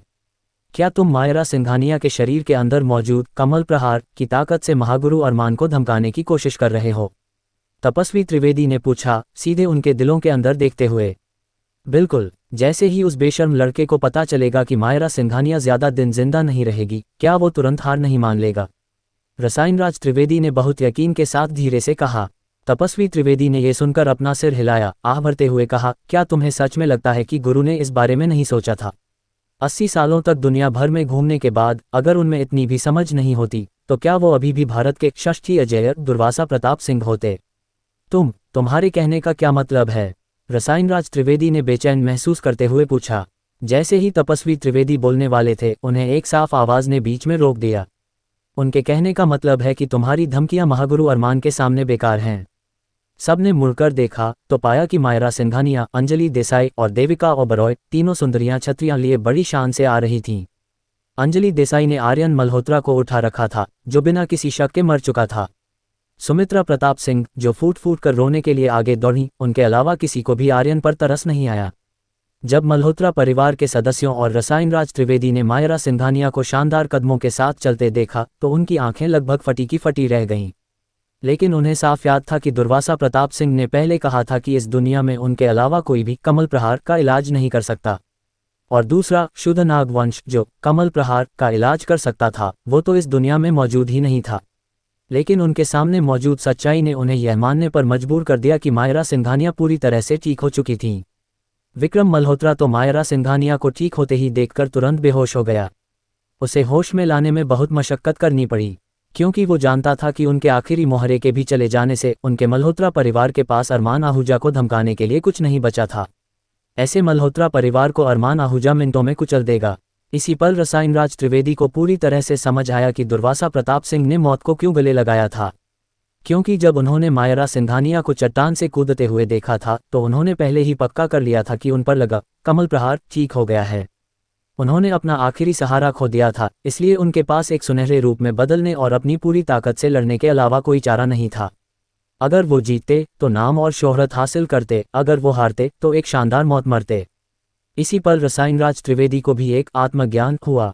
शायद वो पहले ही जानते थे कि वो उनके लिए चौथी श्रेणी की दिव्य गोली बनाएंगे, इसलिए मरते समय भी उन्होंने अपने दांत पीस लिए और पुनर्जन्म औषधि लेने के लिए अपना मुंह खोलने से इनकार कर दिया, क्योंकि दुर्वासा प्रताप सिंह के लिए ये सबसे अच्छी विदाई थी। मायरा सिंघानिया आगे बढ़ी, एक कागज की छतरी पकड़े हुए, और विक्रम मल्होत्रा के पास से गुजरी। जैसे ही वो उसके पास से गुजरी, मायरा सिंघानिया थोड़ी देर के लिए रुकी और धीरे से बोली, क्या तुम्हें पता है कि अब शिवगढ़ में कोई मल्होत्रा परिवार नहीं बचा है? ये सुनकर विक्रम मल्होत्रा पर जैसे बिजली गिर गई और वो एक जमे हुए बैंगन की तरह फिर से मुरझा गया। एक सफ़ेद बालों वाले इंसान का काले बालों वाले इंसान को दफनाने का दर्द, टूटे हुए परिवार और बर्बाद जिंदगी के साथ इससे बुरा कुछ नहीं हो सकता, क्या हो सकता है? ये कहने के बाद मायरा सिंघानिया आगे बढ़ती रहीं, ब्रिजेश सिंघानिया और सिंघानिया परिवार के अन्य सदस्यों के पास से गुजरी जो मल्होत्रा परिवार के पीछे खड़े थे। उन्होंने उनकी तरफ एक बार भी नहीं देखा, जैसे कि उन्होंने उन्हें देखा ही न हो। ब्रिजेश सिंघानिया, मीनाक्षी सिंघानिया, राकेश सिंघानिया, ये वो विलेन थे जिन्होंने कभी मायरा सिंघानिया को सिंघानिया परिवार से बाहर निकालने की पूरी कोशिश की थी। मायरा सिंघानिया को इतनी बेरुखी से गुजरते देख वो बात करना चाहते थे और उन्हें रोकने की कोशिश करना चाहते थे, लेकिन अंत में चाहे कुछ भी हो वो अपना मुंह नहीं खोल पाए। वो बस उस खूबसूरत इंसान को धीरे धीरे दूर जाते हुए देख सकते थे। उसी समय देविका ओबरॉय ने एक कदम आगे बढ़ाया और कहा, तपस्वी त्रिवेदी, महागुरु अरमान, अपने गुरु और मार्ग के प्रति तुम्हारे सम्मान को देखते हुए तुम्हें पश्चिमी तिब्बत लौटने की अनुमति देते हैं, लेकिन तुम्हें अपनी बाकी की जिंदगी में कभी भी मध्य भारत में कदम नहीं रखना है। ये सुनकर तपस्वी त्रिवेदी ने पहाड़ की चोटी की ओर हल्का सा सिर हिलाया और कहा, समझ गया। फिर वो पलटे और अपनी पीठ पर सवार दुर्वासा प्रताप सिंह से धीरे से बोले, गुरु, घर चलते हैं। इसके साथ तपस्वी त्रिवेदी, जिनकी आंखें जन्म से ही कसकर बंद थीं, उन्होंने अचानक उन्हें खोल दिया। अगर तुम उन आंखों में ध्यान से देखते तो तुम्हें उनकी पुतलियों के भीतर दो हल्के सुनहरे कमल धीरे धीरे खिलते हुए दिखाई देते। ये कहानी Hindi novel master Telegram channel पर अपलोड की गई है। मानसरोवर झील के पास दोनों किनारों पर हर किसी को संस्कृत के मंत्रों की हल्की आवाजें सुनाई दीं। उन मंत्रों के बीच तपस्वी त्रिवेदी ने एक कदम बढ़ाया और जमीन से एक विशाल कमल का फूल निकला, जो उन्हें और उनकी पीठ पर दुर्वासा प्रताप सिंह को ले गया और शान से पश्चिम की ओर प्रस्थान कर गया। जमीन पर घुटनों के बल रो रही सुमित्रा प्रताप सिंह ने आसमान की ओर देखा और चिल्लाई, पापा, क्या आपने देखा? छोटे सीनियर ब्रदर ने एक ही कदम में महासत्व स्तर में प्रवेश कर लिया है। आपका बदला लेने की उम्मीद है। बाहरी मार्शल आर्ट्स के 7 स्तर हैं, ताम्र त्वचा स्तर, लौह अस्थि स्तर, वज्र स्तर, वज्रकाया महागुरु, बोधिसत्व स्तर, महासत्व स्तर और जीवंत अवतार स्तर। तपस्वी त्रिवेदी ने एक ही कदम में महासत्व स्तर में प्रवेश कर लिया। उस दिन पश्चिमी तिब्बत के विभिन्न बौद्ध राज्यों में यह बात फैल गई कि एक बोधिसत्व पूर्व से लौट आया है, एक कमल पर चलते हुए, जिसकी आंखों में कमल है, हृदय में बुद्ध है, और सबसे खास बात, जो पाप और पुण्य दोनों से मुक्त है। रसायनराज त्रिवेदी ने देखा कि किसी ने भी महागुरु अरमान के शब्द उन तक नहीं पहुंचाए और सोचा कि वो एक आपदा से बच गए हैं। जैसे ही वो खुश हो रहे थे, उनके दिमाग में एक गड़गड़ाहट वाली आवाज गूंजी, तुम्हें रसायनराज के रूप में जाना जाता है। मुझे आश्चर्य है कि क्या तुम्हारे हाथ में चौथी श्रेणी की दिव्य गोली तुम्हारी अपनी जान बचा सकती है। जैसे ही शब्द खत्म हुए, रसायनराज त्रिवेदी ने बस चौथी श्रेणी की गोली ली ही थी कि उन्होंने एक हल्के नीले रंग के आंसू के आकार के तारे को सीधे अपने माथे के बीचों बीच आते हुए देखा। अध्याय 187। मैं भी तुम्हें चुनने के लिए 2 रास्ते देता हूँ। पतझड़ की बारिश जल्दी आती है और जल्दी चली जाती है। जो मौसम अभी मूसलाधार बारिश वाला था, वो जल्द ही साफ हो गया और मानसरोवर झील के ऊपर काले बादल एक मेहनती छात्र द्वारा खोदी गई दीवार की तरह लग रहे थे, जहां से आसमान से रोशनी की किरणें नीचे आ रही थीं, जो रोशनी चुराने के लिए दीवार खोदने वाले दृश्य जैसा लग रहा था। अंकित वर्मा वास्तव में जाने से पहले अरमान आहूजा को अलविदा कहना चाहता था, लेकिन उसने मानसरोवर झील के पास काफी देर तक इंतजार किया, लोगों को आते जाते देखा, फिर भी अरमान आहूजा की कोई झलक नहीं दिखी। हार मानकर उसके पास मुड़कर जाने के अलावा कोई चारा नहीं था, ये सोचकर कि चूंकि अरमान उस जगह से अच्छी तरह वाकिफ था और उसे ओबरॉय परिवार का समर्थन प्राप्त था, इसलिए कोई उसे परेशान नहीं करेगा। ये सोचकर वो अकेला ही उस रास्ते से पहाड़ से नीचे उतरने लगा जहां से वो आया था।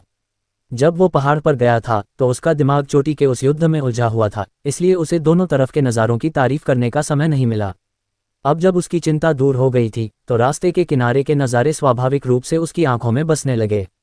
रास्ते के दोनों तरफ हरे भरे देवदार और हरे बांस के पेड़ थे। बांस की पत्तियों की परतों से छनकर आती धूप रास्ते पर चमकीले धब्बे बना रही थी। बांस की पत्तियों पर पानी की छोटी छोटी बूंदें धूप को परावर्तित कर रही थीं, जो चमकदार पारदर्शी मोतियों की तरह चमक रही थीं। हरे भरे देवदार और हरे बांस को देखते हुए और चोटी की लड़ाई के उन शानदार और धरती को हिला देने वाले वार को याद करते हुए अंकित वर्मा को लगा कि उसका सीना बहुत चौड़ा हो गया है, मानो वो खुद एक महागुरु हो जो इन पहाड़ों और नदियों के बीच छिपा हुआ हो और एक एकांतवासी की तरह आराम से टहल रहा हो। ये सोचकर अंकित वर्मा अपने कदमों को आज़ादी से भटकने दे रहा था। आसपास के खूबसूरत नज़ारे किसी पेंटिंग से बाहर निकलती हुई उन शाही महिलाओं की तरह लग रहे थे जो हवा के साथ खूबसूरती से झूम रही हों। हालांकि चलते चलते अंकित वर्मा को लगा कि कुछ तो गड़बड़ है। वो आधे घंटे से ज्यादा समय से चल रहा था, फिर भी वो पहाड़ की सड़क के नीचे नहीं पहुंचा था। इसके बजाय वो एक विला के पास पहुंच गया था।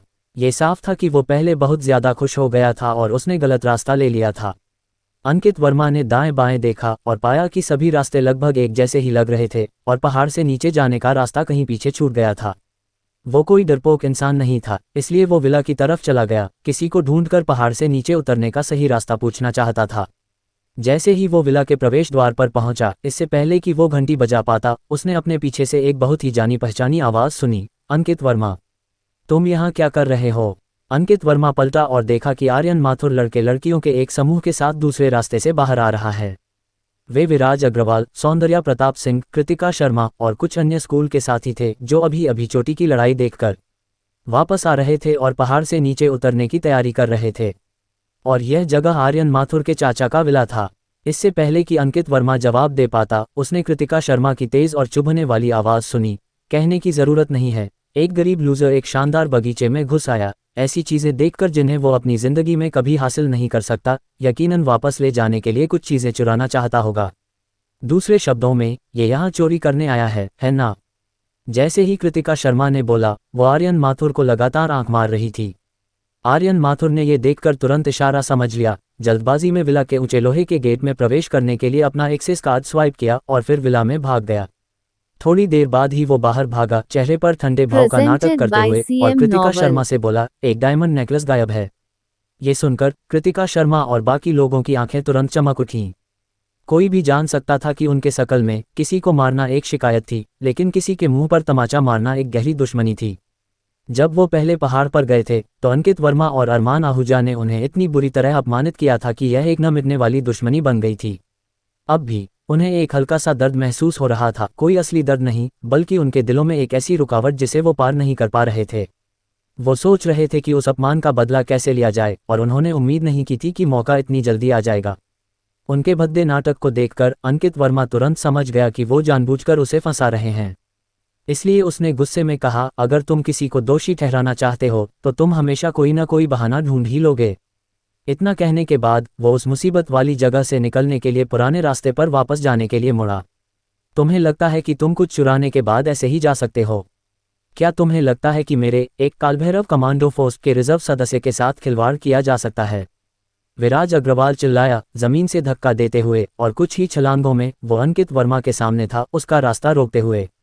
हालांकि अंकित वर्मा ने कुछ सालों तक मार्शल आर्ट्स का अभ्यास किया था, लेकिन वो सब खुद से सीखा हुआ था और विराज अग्रवाल के सामने कुछ भी नहीं था जिसने विधिवत प्रशिक्षण लिया था। इसके अलावा संख्या के मामले में भी दूसरी तरफ के लोगों का दबदबा साफ दिखाई दे रहा था। लेकिन फिर भी अंकित वर्मा किसी मुसीबत से डरने वाला इंसान नहीं था। उसने बस इतना कहा, तुम क्या चाहते हो? ये सुनकर विराज अग्रवाल ने ताना मारते हुए कहा, कुछ खास नहीं, हम सब अच्छे परिवार के लोग हैं और किसी निर्दोष के साथ गलत नहीं करना चाहते। तुम्हें बस अपने कपड़े उतारने होंगे और हमें अपनी तलाशी लेने देनी होगी, फिर हमें अपने आप पता चल जाएगा कि तुमने कुछ चुराया है या नहीं। तलाशी के लिए कपड़े उतारें? ये तो सरासर बेइज्जती है, ये बस सरेआम अपमान था। तब तक अगर यह साबित भी हो जाता कि उसने कुछ नहीं चुराया है तो कपड़े उतारकर तलाशी लेने का दृश्य अंकित वर्मा की जिंदगी का सबसे बड़ा धब्बा बन जाएगा। विराज अग्रवाल, अपनी हद पार मत करो, अंकित वर्मा ने अपने दांत पीसते हुए कहा। विराज अग्रवाल ने यह सुना और जोर से हंसने लगा, मैं तुम्हें परेशान कर रहा हूं, तुम मेरा क्या बिगाड़ लोगे? ये सुनकर अंकित वर्मा ने अपनी मुट्ठियां भींच लीं, अपनी जान की बाजी लगाने के लिए तैयार। सही बात है, तुम्हारे पास ताकत और पैसा है और तुम मुझसे बेहतर लड़ सकते हो। मैं सच में तुम्हारा कुछ नहीं बिगाड़ सकता, लेकिन भले ही मेरी जान की कोई कीमत न हो, लेकिन ये कोई ऐसी चीज़ नहीं है जिसे तुम अमीरजादे अपने पैरों तले कुचल सको। मेरे पास खोने के लिए कुछ नहीं है। क्या तुम्हें सच में लगता है कि मैं तुम लोगों से डरता हूँ? कृतिका शर्मा, सौंदर्या प्रताप सिंह और बाकी सब अंकित वर्मा के अंदर से अचानक निकले इस जोश से हैरान थे। यहाँ तक कि विराज अग्रवाल भी पल भर के लिए सुन्न रह गया, लेकिन वो जल्दी ही संभला, आगे बढ़ा और ताना मारते हुए अंकित वर्मा का गाल थपथपाते हुए बोला, अंकित वर्मा, तुम बहुत घमंडी हो, है ना? तुम जानते हो कि तुम मुझे नहीं हरा सकते, फिर भी तुम इतने गुस्ताख होने की हिम्मत करते हो। चूंकि हम क्लासमेट्स हैं, इसलिए आज तुम्हें एक मौका न देने के लिए मुझे दोष मत देना। दो रास्ते हैं, या तो तुम अपने कपड़े उतारकर अपनी बेगुनाही साबित करने के लिए यहाँ रेंगते रहो, या फिर मैं तुम्हें तब तक पीटूंगा जब तक हम तुम्हें निर्दोष न मान लें। तुम क्या चुनते हो? विराज अग्रवाल, क्या इत्तेफाक है, मेरे पास भी तुम्हारे लिए चुनने के लिए दो रास्ते हैं। हरे बांस के जंगल से एक ठंडी और अलौकिक आवाज़ आई। सबने आवाज़ की दिशा में देखा तो केवल दो सफ़ेद आकृतियों को एक कागज़ के छाते के नीचे आराम से टहलते हुए पाया। एक सफ़ेद आकृति बर्फ़ जैसी थी और दूसरी चांद जैसी।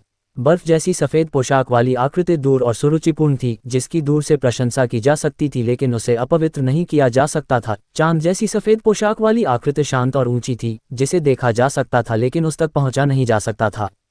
छनकर आती धूप छाते की सतह से टकरा रही थी, मानो दोनों पर एक हल्की सुनहरी चमक चढ़ रही हो। हरे भरे बांस की पृष्ठभूमि के खिलाफ दोनों सफ़ेद आकृतियां सबसे शुद्ध और सबसे बेदाग सुंदर रत्नों की एक जोड़ी की तरह थीं। खाली पहाड़ों में एक नई बारिश के बाद इस जंगल में वो ठंडी, अलौकिक, ऊंची और गहरी आवाज़ फिर से सुनाई दी, धीरे से कहते हुए, या तो तुम घुटनों के बल बैठकर अंकित वर्मा से माफ़ी मांगो, या मैं तुम्हें तब तक पीटूंगा जब तक तुम घुटनों के बल बैठकर अंकित वर्मा से माफ़ी नहीं मांग लेते। तुम क्या चुनते हो? अध्याय 188। तुम्हें लगता है कि तुम आहूजा सरनेम के लायक हो? कागज़ के छाते के नीचे से बाहर निकलने वाले कोई और नहीं बल्कि अरमान आहूजा और मायरा सिंघानिया थे। जब मायरा सिंघानिया परिवार के सदस्यों के पास से गुजरी तो वो इस छोटे से रास्ते पर आ गईं और अरमान आहूजा से मिलीं। उनके मार्गदर्शन में दोनों आराम से टहलते हुए यहाँ तक आए और ठीक उसी समय उन्होंने अंकित वर्मा को विराज अग्रवाल द्वारा परेशान किए जाते हुए देखा। सब देखते रहे जब अरमान आहूजा ने अपना पकड़ा हुआ कागज़ का छाता मायरा सिंघानिया को दिया, फिर अपने हाथ अपनी जेबों में डाले और लापरवाही से रास्ते से उस जगह की तरफ चला जहां वो खड़े थे। इस बीच मायरा सिंघानिया चुपचाप छाता पकड़े वहीं खड़ी रहीं और देखती रहीं। वो किसी पेंटिंग में बनी आकृति की तरह शांत थी, जिसमें एक अलौकिक, अमर जैसी खूबसूरती थी। अरमान, मैं उन्हें तुम्हारे लिए रोक कर रखूंगा, तुम जल्दी से भाग जाओ। वो लोग जानबूझकर मुसीबत खड़ी कर रहे हैं और बदला लेना चाहते हैं। हालांकि अंकित वर्मा जानता था कि वो विराज अग्रवाल को नहीं हरा सकता, लेकिन फिर भी उसने अरमान आहूजा और विराज अग्रवाल के बीच की जगह को रोकने के लिए अपने शरीर का इस्तेमाल किया ताकि अरमान आहूजा को भागने के लिए और समय मिल सके। जब विराज अग्रवाल ने अरमान आहूजा और मायरा सिंघानिया को एक साथ चलते हुए देखा तो उसका सीना गुस्से से फटने को हो रहा था। उसे सच में समझ नहीं आ रहा था, चाहे वो पारिवारिक पृष्ठभूमि हो या सामाजिक रुतबा, वो अरमान आहूजा से दर्जनों या सैकड़ों गुना बेहतर कैसे नहीं था। अरमान आहूजा को 4 सुंदरियों की मुखिया कैसे मिल गई, जबकि वो 4 सुंदरियों में सबसे आखिरी सीट ही पा सका, वो भी जो दूसरों द्वारा छोड़ी गई थी। अगर अरमान आहूजा एकदम निकम्मा दिखता तो हर कोई यही मान लेता कि मायरा सिंघानिया गाय के गोबर में फंसा हुआ एक खूबसूरत फूल है। लेकिन अब उन दोनों को देखकर, जो एक दूसरे के लिए बिल्कुल परफेक्ट लग रहे थे, वे अविश्वसनीय रूप से अनुकूल दिखाई दे रहे थे। इससे विराज अग्रवाल को बहुत ज्यादा असंतुलन महसूस हुआ। तुम चाहते हो कि वो भाग जाए? क्या वो बच सकता है? हालांकि विराज अग्रवाल अंकित वर्मा से बात कर रहा था, लेकिन उसकी आंखें अरमान आहूजा पर टिकी थीं। उसे डर था कि वो सच में मुड़कर भाग न जाए। लेकिन जिस बात ने उसे चौंका दिया वो ये था कि वो कबाड़ सच में उसकी तरफ चलकर आ रहा था। अरमान आहूजा ये सुनकर मुस्कुराया और उलझन में पलटकर बोला, भाग जाऊं? मुझे क्यों भागना चाहिए? क्या भागना तुम्हें नहीं चाहिए? विराज अग्रवाल के पीछे आने वाले क्लासमेट्स पल भर के लिए हैरान रह गए, फिर जोर से हंसने लगे। आर्यन माथुर अपने मजाक में और भी ज्यादा बेबाक था। अरमान आहूजा, क्या तुम्हें लगता है कि सिर्फ तुम्हारा नाम अरमान होने की वजह से तुम्हारे पास महागुरु अरमान जैसी अविश्वसनीय स्किल है? विराज भाई को चुनौती देने की हिम्मत? क्या तुम्हें पता है कि तुम इस वक्त कितने बड़े बेवकूफ़ लग रहे हो? अरमान छात्र, अपने भाई की सलाह मानो। दिखावा करना कुछ पल के लिए अच्छा लगता है, लेकिन उसके बाद शमशान घाट ही जाना पड़ता है। जल्दी से विराज भाई से माफ़ी मांग लो और उन्हें तुम्हें छोड़ देने के लिए कहो, वरना तुम सच में शमशान घाट पहुंच जाओगे। क्या तुम लोग बेवकूफ़ हो? क्या तुम्हें वहां खड़ी महान सुंदरी मायरा नहीं दिख रही? वो उस सुंदरी के सामने दिखावा करना चाहता है, लेकिन वो अपनी औकात नहीं जानता। वो पूरी तरह से मौत को दावत दे रहा है। जब अरमान आहूजा बांस के जंगल में दिखाई दिया तो सौंदर्या प्रताप सिंह और कृतिका शर्मा साथ ही दूसरी लड़कियां भी उसे देखकर दंग रह गईं। अगर उन्होंने उसका चेहरा साफ तौर पर न देखा होता तो उन्हें इस बात पर यकीन करने की हिम्मत नहीं होती कि जो आदमी एक निर्वासित देवता जैसा दिखता था वो वही निकम्मा अरमान आहूजा था जिसके बारे में वो लगातार बात करते थे। किसी को ये कहते हुए सुनकर कि अरमान आहूजा मायरा सिंघानिया के सामने दिखावा करने की कोशिश कर रहा है, सौंदर्या प्रताप सिंह को बहुत बुरा लगा। खासकर अरमान आहूजा को देखकर, जिसे वो एक निकम्मा समझती थी, इस पल इतना शानदार और सुरुचिपूर्ण दिखाई दे रहा था, उसका दिल और भी ज्यादा नफरत से भर गया। वो चाहती थी कि विराज अग्रवाल जल्दी से इस गुस्ताख लड़के को कुछ घूंसे और लातें मारकर अपाहिज कर दे। सौंदर्या प्रताप सिंह ने गुस्से से लाल होकर अरमान आहूजा पर चिल्लाते हुए कहा, अरमान आहूजा, अंकित वर्मा को तुम्हारे द्वारा ही राजवंश एन्क्लेव में लाया गया था। अगर उसने कुछ चुराया है तो तुम भी जिम्मेदार हो। विराज, वो डायमंड नेकलेस जरूर उनमें से किसी एक के पास होगा। जल्दी से उन्हें गिरफ्तार करो और पुलिस स्टेशन भेज दो। कृतिका शर्मा ने तुरंत बीच में टोकते हुए कहा, हाँ बिल्कुल, उनमें से एक ने जरूर चोरी की होगी जबकि दूसरा नजर रखे हुए था। वो अपराध में साझेदार हैं। जब तक वह चीज नहीं मिल जाती तुम में से कोई नहीं जा सकता।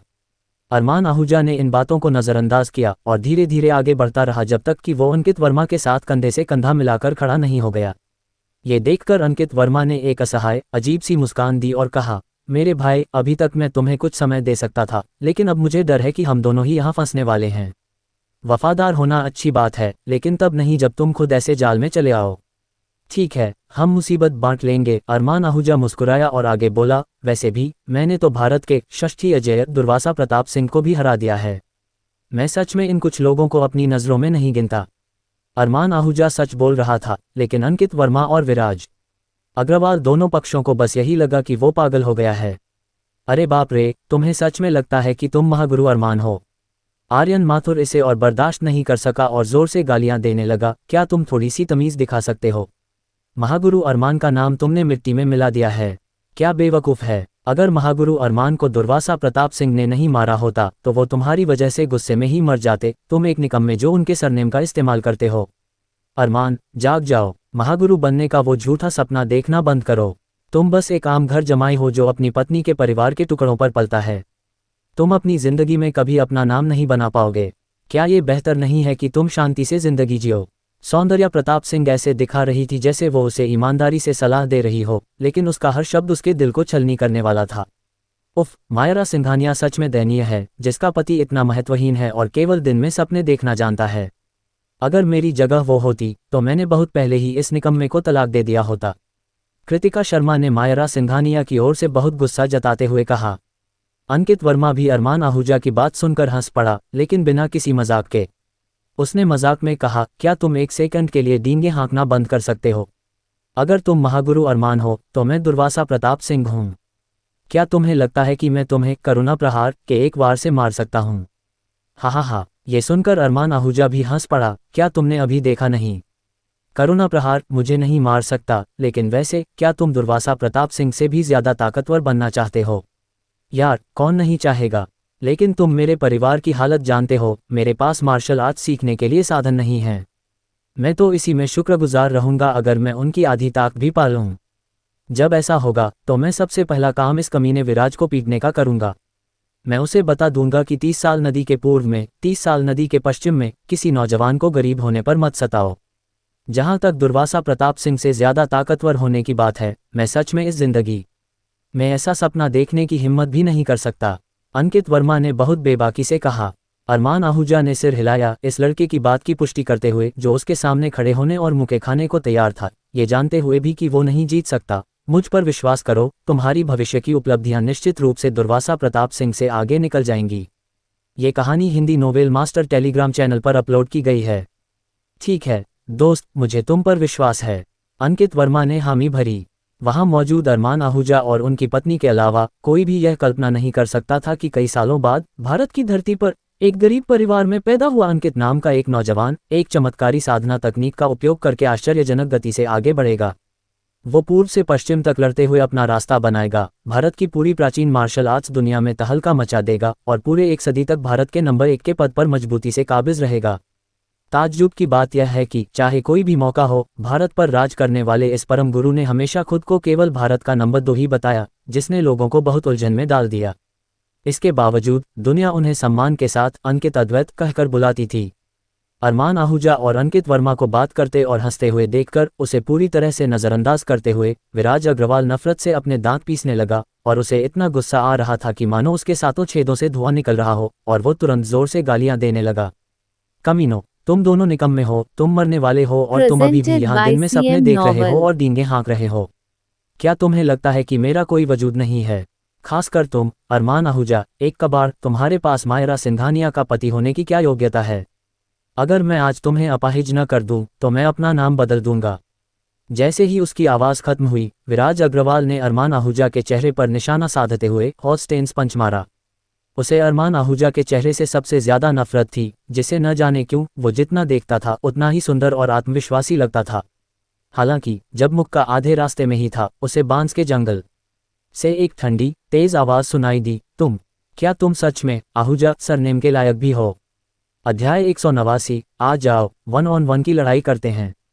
वो आवाज सुनकर विराज अग्रवाल ने अनजाने में ही अपने मुक्के की ताकत को 30% तक कम कर दिया। फिर भी जब उसकी मुट्ठी आगे बढ़ते हुए अंकित वर्मा से टकराई, तो अंकित वर्मा जबरदस्ती कई कदम पीछे धकेल दिया गया और अरमान आहूजा के सहारे से ही खड़ा हो पाया। अरे बाप रे, उसने तुम्हें मुक्का मारा और तुम्हें बचना नहीं आता था। अगर मैंने तुम्हारे लिए उस मुक्के को नहीं रोका होता तो तुम्हारी नाक टूट जाती। अंकित वर्मा ने अपना हाथ हिलाया, जो झटके से दर्द कर रहा था। उसे अपनी तेज सजगता से थोड़ी राहत मिली, वरना वो उस मुक्के को रोक नहीं पाता और अरमान आहूजा को पक्का सिर से खून बहने तक पीटा जाता। अरमान आहूजा ने यह सुनकर मुस्कुराते हुए कहा, सब ठीक है, तुम्हें मेरे लिए परेशान होने की ज़रूरत नहीं है। वो मेरा कुछ नहीं बिगाड़ सकता।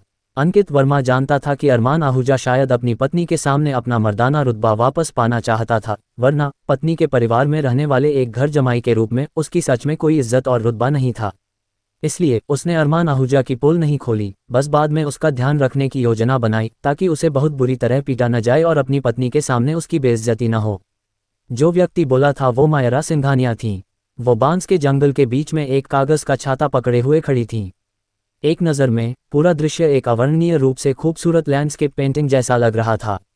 विराज अग्रवाल अरमान आहूजा को अपाहिज करने के लिए दृढ़ संकल्पित था, मूल रूप से मायरा सिंघानिया का सम्मान हासिल करने की उम्मीद कर रहा था, जिससे उसे एहसास हो कि अरमान आहूजा बस एक बेकार कबाड़ था और वो विराज अग्रवाल वो आदमी था जो उसके भरोसे के लायक था। लेकिन उसे जिस बात की बिल्कुल भी उम्मीद नहीं थी वो ये थी कि मायरा सिंघानिया की नज़रों में उसकी सारी तैयारी और दिखावा बस एक वाक्य में सिमट कर रह गया था, तुम्हारे हिसाब से क्या तुम आहूजा नाम के लायक भी हो? जिस देवी की वो सबसे ज्यादा तारीफ करता था, उसके द्वारा मजाक उड़ाए जाने से ज्यादा अपमानजनक और क्या हो सकता था? कुछ भी नहीं। अरमान आहूजा दुनिया द्वारा तिरस्कृत एक कबाड़ आहूजा सरनेम रख सकता था, फिर भी मायरा सिंघानिया के अनुसार वो विराज अग्रवाल स्वर्ग का एक चहेता बेटा आहूजा नाम के लायक भी नहीं था। धत्तेरे की ये वाक्य व्यवहारिक रूप से उसे विराज अग्रवाल को जमीन पर जोर से रगड़ रहा था, और वो भी एक शैतानी गति से। मायरा सिंघानिया, तुम। विराज अग्रवाल ने मायरा सिंघानिया की ओर इशारा किया, उसे गालियां देने के लिए बेताब था, लेकिन उसने जबरदस्ती शब्दों को निगल लिया। आखिरकार उसे अभी भी मायरा सिंघानिया पर एक अच्छी छाप छोड़ने की जरूरत थी, वरना वो बाद में उस सुंदरी को कैसे जीत पाता। यह अच्छा हुआ कि उसने समय रहते गाली देना बंद कर दिया, वरना अरमान आहूजा तुरंत नाटक करने की इच्छा खो देता और उसे खत्म करने के लिए निर्णायक रूप से हमला कर देता।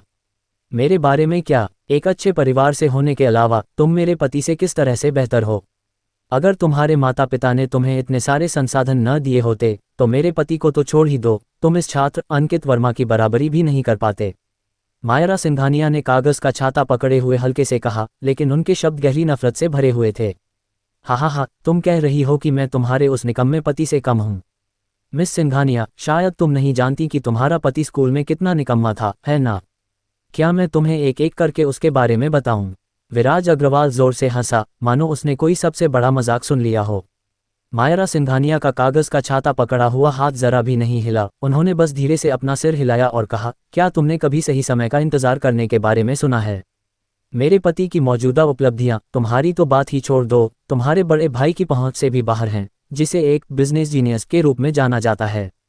जैसे ही उन्होंने ये कहा, न केवल विराज अग्रवाल बल्कि कृतिका शर्मा और अन्य लोग भी हंस पड़े। सभी को यह विश्वास था कि मायरा सिंघानिया पागल हो गई थी। केवल विराज अग्रवाल ने अरमान आहूजा की ओर इशारा किया और चिल्लाया, ओ ए आहूजा, तुमने मिस सिंघानिया पर कौन सा जादू टोना किया है? तुमने उन्हें ऐसी बकवास बोलने पर कैसे मजबूर किया। अरमान आहूजा पीछे मुड़ा और मायरा सिंघानिया की ओर देखकर मुस्कुराया, फिर पलटा और असामान्य रूप से अपने हाथ फैलाकर बोला, मैं भी लो प्रोफाइल रहना चाहता हूँ, लेकिन मेरी ताक मुझे ऐसा करने ही नहीं देती। हा, शानदार, एकदम शानदार। अरमान आहूजा, मुझे नहीं पता था कि तुम इतना अच्छा बोल लेते हो। अगर तुम पहले इतने वाचाल होते तो मुझे तुम्हारी तरफ से बहस करने की ज़रूरत ही क्यों पड़ती। ये देखकर अंकित वर्मा जोर से हंसा। ये कहने के बाद उसने विराज अग्रवाल की ओर इशारा किया और कहा, यह मत सोचना कि मुझे तुम्हारे गंदे विचारों के बारे में नहीं पता। तुम बस मिस सिंघानिया के सामने दिखावा करना चाहते थे ताकि यह साबित कर सको कि तुम कितने कमाल के हो। अब कैसा लग रहा है मिस सिंघानिया द्वारा सीधे मिट्टी में मिला दिए जाने पर? क्या ये खट्टा और ताज़ा स्वाद अभी भी मूल रेसिपी और मूल स्वाद नहीं है? हा। अरमान आहूजा और अंकित वर्मा को एक दूसरे के साथ मजाक करते देखकर विराज अग्रवाल ने नफरत से अपने दांत पीस लिए। चूंकि वो मायरा सिंघानिया पर हमला नहीं कर सकता था, इसलिए वो अरमान आहूजा को बुरी तरह से ज़मीन पर गिराना चाहता था, ताकि मायरा सिंघानिया को पता चल जाए कि उसके और अरमान आहूजा, उस कबाड़ के बीच, सच में उसे हासिल करने के लिए कौन ज़्यादा योग्य था। अरमान आहूजा, तुम निकम्मे, क्या तुम सिर्फ दूसरों के पीछे छिपना जानते हो? अगर तुम में हिम्मत है तो और मुझसे आमने सामने की लड़ाई लड़ो। विराज अग्रवाल ने अरमान आहूजा की ओर इशारा किया और चिल्लाया। अरमान आहूजा को इस तरह की उकसावे में कोई दिलचस्पी नहीं थी। दुर्वासा प्रताप सिंह को अभी अभी हराने के बाद उनकी शोहरत प्रकाश की गति से फैल रही थी। कालभैरव कमांडो फोर्स का एक मामूली रिजर्व सदस्य सच में उनका ध्यान नहीं खींच सकता था। तुम्हें अंकित वर्मा को धन्यवाद देना चाहिए, वरना तुम अभी तक एक लाश बन चुके होते, अरमान आहूजा ने सपाट स्वर में कहा। उसके शब्द दबदबे और आत्मविश्वास से भरे थे। ये दिखाने का कोई संकेत नहीं था कि वो बस रहस्यमयी बन रहा था। यहाँ तक कि सौंदर्या प्रताप सिंह और कृतिका शर्मा के पीछे खड़ी लड़कियां भी लगातार शांत रहने वाले अरमान आहूजा को देखकर अचरज के भाव दिखाने से खुद को नहीं रोक पाईं। केवल विराज अग्रवाल की शक्ति से विवश होकर उन्होंने इन भावनाओं को दबा दिया। तेज दिल की धड़कन और तेज सांसों के अलावा इसका कोई संकेत नहीं दिया। ये नतीजा तब था जब अरमान आहूजा ने शुद्ध नाग पवित्र काया का प्रदर्शन नहीं किया था, वरना ये लड़कियां शायद उस पर पूरी तरह से मुग्ध होकर पागल हो जातीं। कमीने, ये बहुत ज्यादा घमंड है। मैं आज तुम्हारे हाथ पैर अपाहिज कर दूंगा। विराज अग्रवाल के बोलने के बाद वो अपनी मुट्ठियां उठाए अरमान आहूजा की ओर दौड़ा, लेकिन बीच रास्ते में ही उसे अंकित वर्मा ने फिर से रोक दिया। इस बार विराज अग्रवाल ने खुद को नहीं रोका और अंकित वर्मा के साथ पूरी ताकत से लड़ा। अंकित वर्मा, भाड़ में जाओ। कुछ राउंड के बाद विराज अग्रवाल ने एक स्पिनिंग किक मारी जो अजय गति के साथ घुटनों के बल बैठे अंकित वर्मा पर निशाना साध रही थी। विराज अग्रवाल की किक बहुत ही खूंखार थी, जिसका सीधा निशाना अंकित वर्मा की गर्दन थी। अगर ये लग जाती तो अंकित वर्मा की रीढ़ की हड्डी तुरंत टूट जाती और उसे जिंदगी भर बिस्तर पर पड़े रहने की सजा मिल जाती। ये सच में मौत से भी बदतर किस्मत थी। अंकित वर्मा को भी इस स्पिनिंग किक की ताकत का पता था। वो बहुत बचने की कोशिश करना चाहता था, लेकिन उसने पाया कि उसमें खड़े होने की जरा भी ताकत नहीं बची थी। कई सालों तक मार्शल आर्ट्स का अध्ययन करने के बाद वो इस किक की गंभीरता को समझता था। हालांकि वो ऐसा नहीं चाहता था, लेकिन वो केवल अपनी आंखें बंद कर सकता था और मन ही मन अपनी दादी से कह सकता था, जो उस पर निर्भर थी, दादी, मुझे माफ कर देना। हालांकि ठीक उसी समय जब विराज अग्रवाल ने अपनी स्पिनिंग किक को अंकित वर्मा से जुड़ते हुए देखा तो अंकित वर्मा का शरीर अचानक हवा में गायब हो गया। जब विराज अग्रवाल संभला तो उसने पाया कि अंकित वर्मा पहले से ही 10 मीटर दूर अरमान आहूजा के पास खड़ा था। तुम वहां कैसे पहुंचे? विराज अग्रवाल पूरी तरह से चकराया हुआ लग रहा था और बिना किसी लक्ष्य के इधर उधर देख रहा था। केवल वही नहीं, सौंदर्या प्रताप सिंह और बाकी लोग भी दंग रह गए। हालांकि उन्होंने इसे देखा था, लेकिन वो इस पर विश्वास नहीं कर सके। ऐसा लग रहा था जैसे अंकित वर्मा को किसी अदृश्य धागे से खींचा गया हो और वो पीछे की ओर अरमान आहूजा की तरफ उड़ गया हो। तुरंत ही उन्होंने देखा कि अरमान आहूजा ने लापरवाही से अंकित वर्मा के कंधे को थपथपाया और उसके घायल हिस्से तुरंत पूरी तरह से ठीक हो गए। सबसे ज्यादा हैरान इंसान खुद अंकित वर्मा था। उसे कोई अंदाजा नहीं था कि वो पीछे की ओर कैसे उड़ गया, न ही वो अपने अंदर उस गर्म प्रवाह को समझ पा रहा था जिसने उसके शरीर के दर्द को पल भर में दूर कर दिया था। यहाँ तक कि उसकी खून से लथपथ आंख भी पलक झपकते ही ठीक हो गई। अंकित वर्मा के हैरान और उलझन भरे चेहरे को देखकर अरमान आहूजा ने बस मुस्कुराकर अपना सिर हिला दिया, ये संकेत देते हुए कि उसे कुछ पूछने या चिंता करने की जरूरत नहीं है। तुरंत अरमान आहूजा ने एक कदम आगे बढ़ाया, एक उंगली से विराज अग्रवाल को इशारा किया और लापरवाही से और धीरे से कहा, आ जाओ, 1-on-1 की लड़ाई करते हैं। अध्याय 190। अगर तुमने उसे जरा सा भी नुकसान पहुंचाया तो तुम पूरे देश के खिलाफ जा रहे हो। आ जाओ, 1-on-1। उनके शब्द साफ और तीखे थे, बिना किसी फालतू मुहावरे के, और उन्होंने इतनी बेपरवाही से कुछ ऐसा कहा जिसे हर कोई नामुमकिन मानता था। इस लापरवाह रवैये ने विराज अग्रवाल और अन्य लोगों को सोचने पर मजबूर कर दिया कि क्या दुर्वासा प्रताप सिंह की करुणा प्रहार से अरमान आहूजा का दिमाग खराब हो गया था। उनका घर पहाड़ की चोटी पर था तो वो हथेली का वार उनके लिए भूकंप की तरह था, है ना? काफी देर बाद आर्यन माथुर ने अपनी आंखें फाड़कर अविश्वास के साथ कहा, अरे बाप रे, क्या यह आदमी पागल हो गया है? इसमें विराज भाई को 1-on-1 के लिए चुनौती देने की हिम्मत कैसे हुई? वो बस हार मान रहा है ना? अंकित वर्मा तो पहले ही हार चुका है, वो और किस पर भरोसा कर सकता है? मायरा सिंघानिया पर कृतिका शर्मा ने नाक सिकोड़ते हुए कहा। अरमान आहूजा के शांत और सहज रवैये को देखकर सौंदर्या प्रताप सिंह बोली, अरमान, क्या माफी मांगना सच में इतना मुश्किल है? तुम स्कूल में काफी अच्छे थे, है ना? मायरा सिंघानिया के सामने अपने दयनीय आत्मसम्मान के लिए क्या तुम्हें अपने हाथ पैर तुड़वाने ही पड़ेंगे? हालांकि उसके शब्द अरमान आहूजा को सलाह दे रहे थे, लेकिन हर कोई समझ गया था कि वो विराज अग्रवाल से बात कर रही थी, उसे अरमान आहूजा के हाथ पैर तोड़ने के लिए कह रही थी। ये शब्द चुभने वाले, जानलेवा और सच में जहरीले थे। अरमान, तुमने ये मुसीबत खुद मोल ली है। बचपन की दोस्ती को भूल जाने के लिए मुझे सौंदर्या प्रताप सिंह को दोष मत देना। सौंदर्या प्रताप सिंह ने मन ही मन गुस्से से सोचा, तुम मुझे ही नहीं पा सके तो तुम्हें उस और भी शानदार मायरा सिंघानिया को पाने का अधिकार क्यों होना चाहिए? अगर तुम ठीक रहे तो क्या ये साबित नहीं होगा कि मुझमें दूरदृष्टि नहीं थी? मैं, सौंदर्या प्रताप सिंह, ऐसा कभी नहीं होने दूंगी। अगर कोई ध्यान से देखता तो उसे उसकी आंखों में अरमान आहूजा के लिए नफरत दिखाई देती। तुम्हारे जैसे कबाड़ से निपटने के लिए मुझे सिर्फ एक हाथ की जरूरत है, विराज अग्रवाल ने कहा और फिर अरमान आहूजा की तरफ दौड़ा। ये देखकर अंकित वर्मा ने अनजाने में ही एक कदम आगे बढ़ाया और अरमान आहूजा के सामने आते हुए पूछा, अरमान, क्या तुम इसके लिए तैयार हो? अरमान आहूजा उसकी बातों पर मुस्कुराया, एक हाथ अपनी जेब में रखे और दूसरा हाथ साइड में लटकाए और बोला, उससे निपटने के लिए मुझे भी सिर्फ एक हाथ की ही जरूरत है। इसके साथ, बिना ये लगे कि अरमान आहूजा हिला भी है, उसका पूरा शरीर अचानक विराज अग्रवाल के रास्ते में आ गया। इससे पहले कि विराज अग्रवाल कुछ समझ पाता, एक थप्पड़ जड़ दिया गया। एक चटाक की आवाज के साथ विराज अग्रवाल का शरीर हवा में 2 बार घूमा और फिर जमीन पर भारी आवाज के साथ गिर पड़ा। एक धड़ाम के बाद पूरे बांस के जंगल में मौत जैसा सन्नाटा छा गया। केवल हवा के चलने से बांस की पत्तियों से गिरती बारिश की बूंदों की सरसराहट की आवाज आ रही थी। सौंदर्या प्रताप सिंह, कृतिका शर्मा, आर्यन माथुर, अंकित वर्मा, सबके सब दंग रह गए थे। सिर्फ मायरा सिंघानिया को छोड़कर सबने उन्हें अपनी आंखों के कोने से देखा। वो एक हाथ से कागज का छाता पकड़े हुए थी और दूसरे हाथ को छाते के बाहर फैलाए बारिश की बूंदों को पकड़ने के लिए अपनी पतली उंगलियों का इस्तेमाल कर रही थी। किसी मासूम और रोमांटिक बच्ची की तरह ऐसा लग रहा था मानो उन्हें यहाँ हो रही लड़ाई की कोई परवाह ही नहीं है। क्या वो अरमान आहूजा के प्रति उदासीन थीं, या वो पहले से ही जानती थीं कि इसका नतीजा यही होगा? साफ तौर पर जवाब दूसरा वाला था। क्या ऐसा हो सकता है कि अरमान आहूजा के पिछले निकम्मेपन के सारे नाटक सच में उसकी असली काबिलियत को छिपाने का एक ढोंग थे? ये सोचकर हर कोई दंग रह गया। भले ही अरमान आहूजा के हथेली के वार में किसी स्वर्गीय और सांसारिक आध्यात्मिक ऊर्जा या आंतरिक सत्य प्राण का उपयोग नहीं किया गया था, लेकिन उनकी शुद्ध नाग पवित्र काया पहले ही बन चुकी थी और उनके हाथ के एक इशारे में अपार शक्ति थी। अगर उन्होंने इसे ठीक से नियंत्रित नहीं किया होता तो उस थप्पड़ से विराज अग्रवाल का सिर सीधे तौर पर फट जाता। विराज अग्रवाल को दुनिया घूमती हुई महसूस हो रही थी और उसे अपना दिमाग साफ करने में कुछ समय लगा। उसने धीरे से अपना सिर हिलाया, अपने गाल में चुभन महसूस हो रही थी।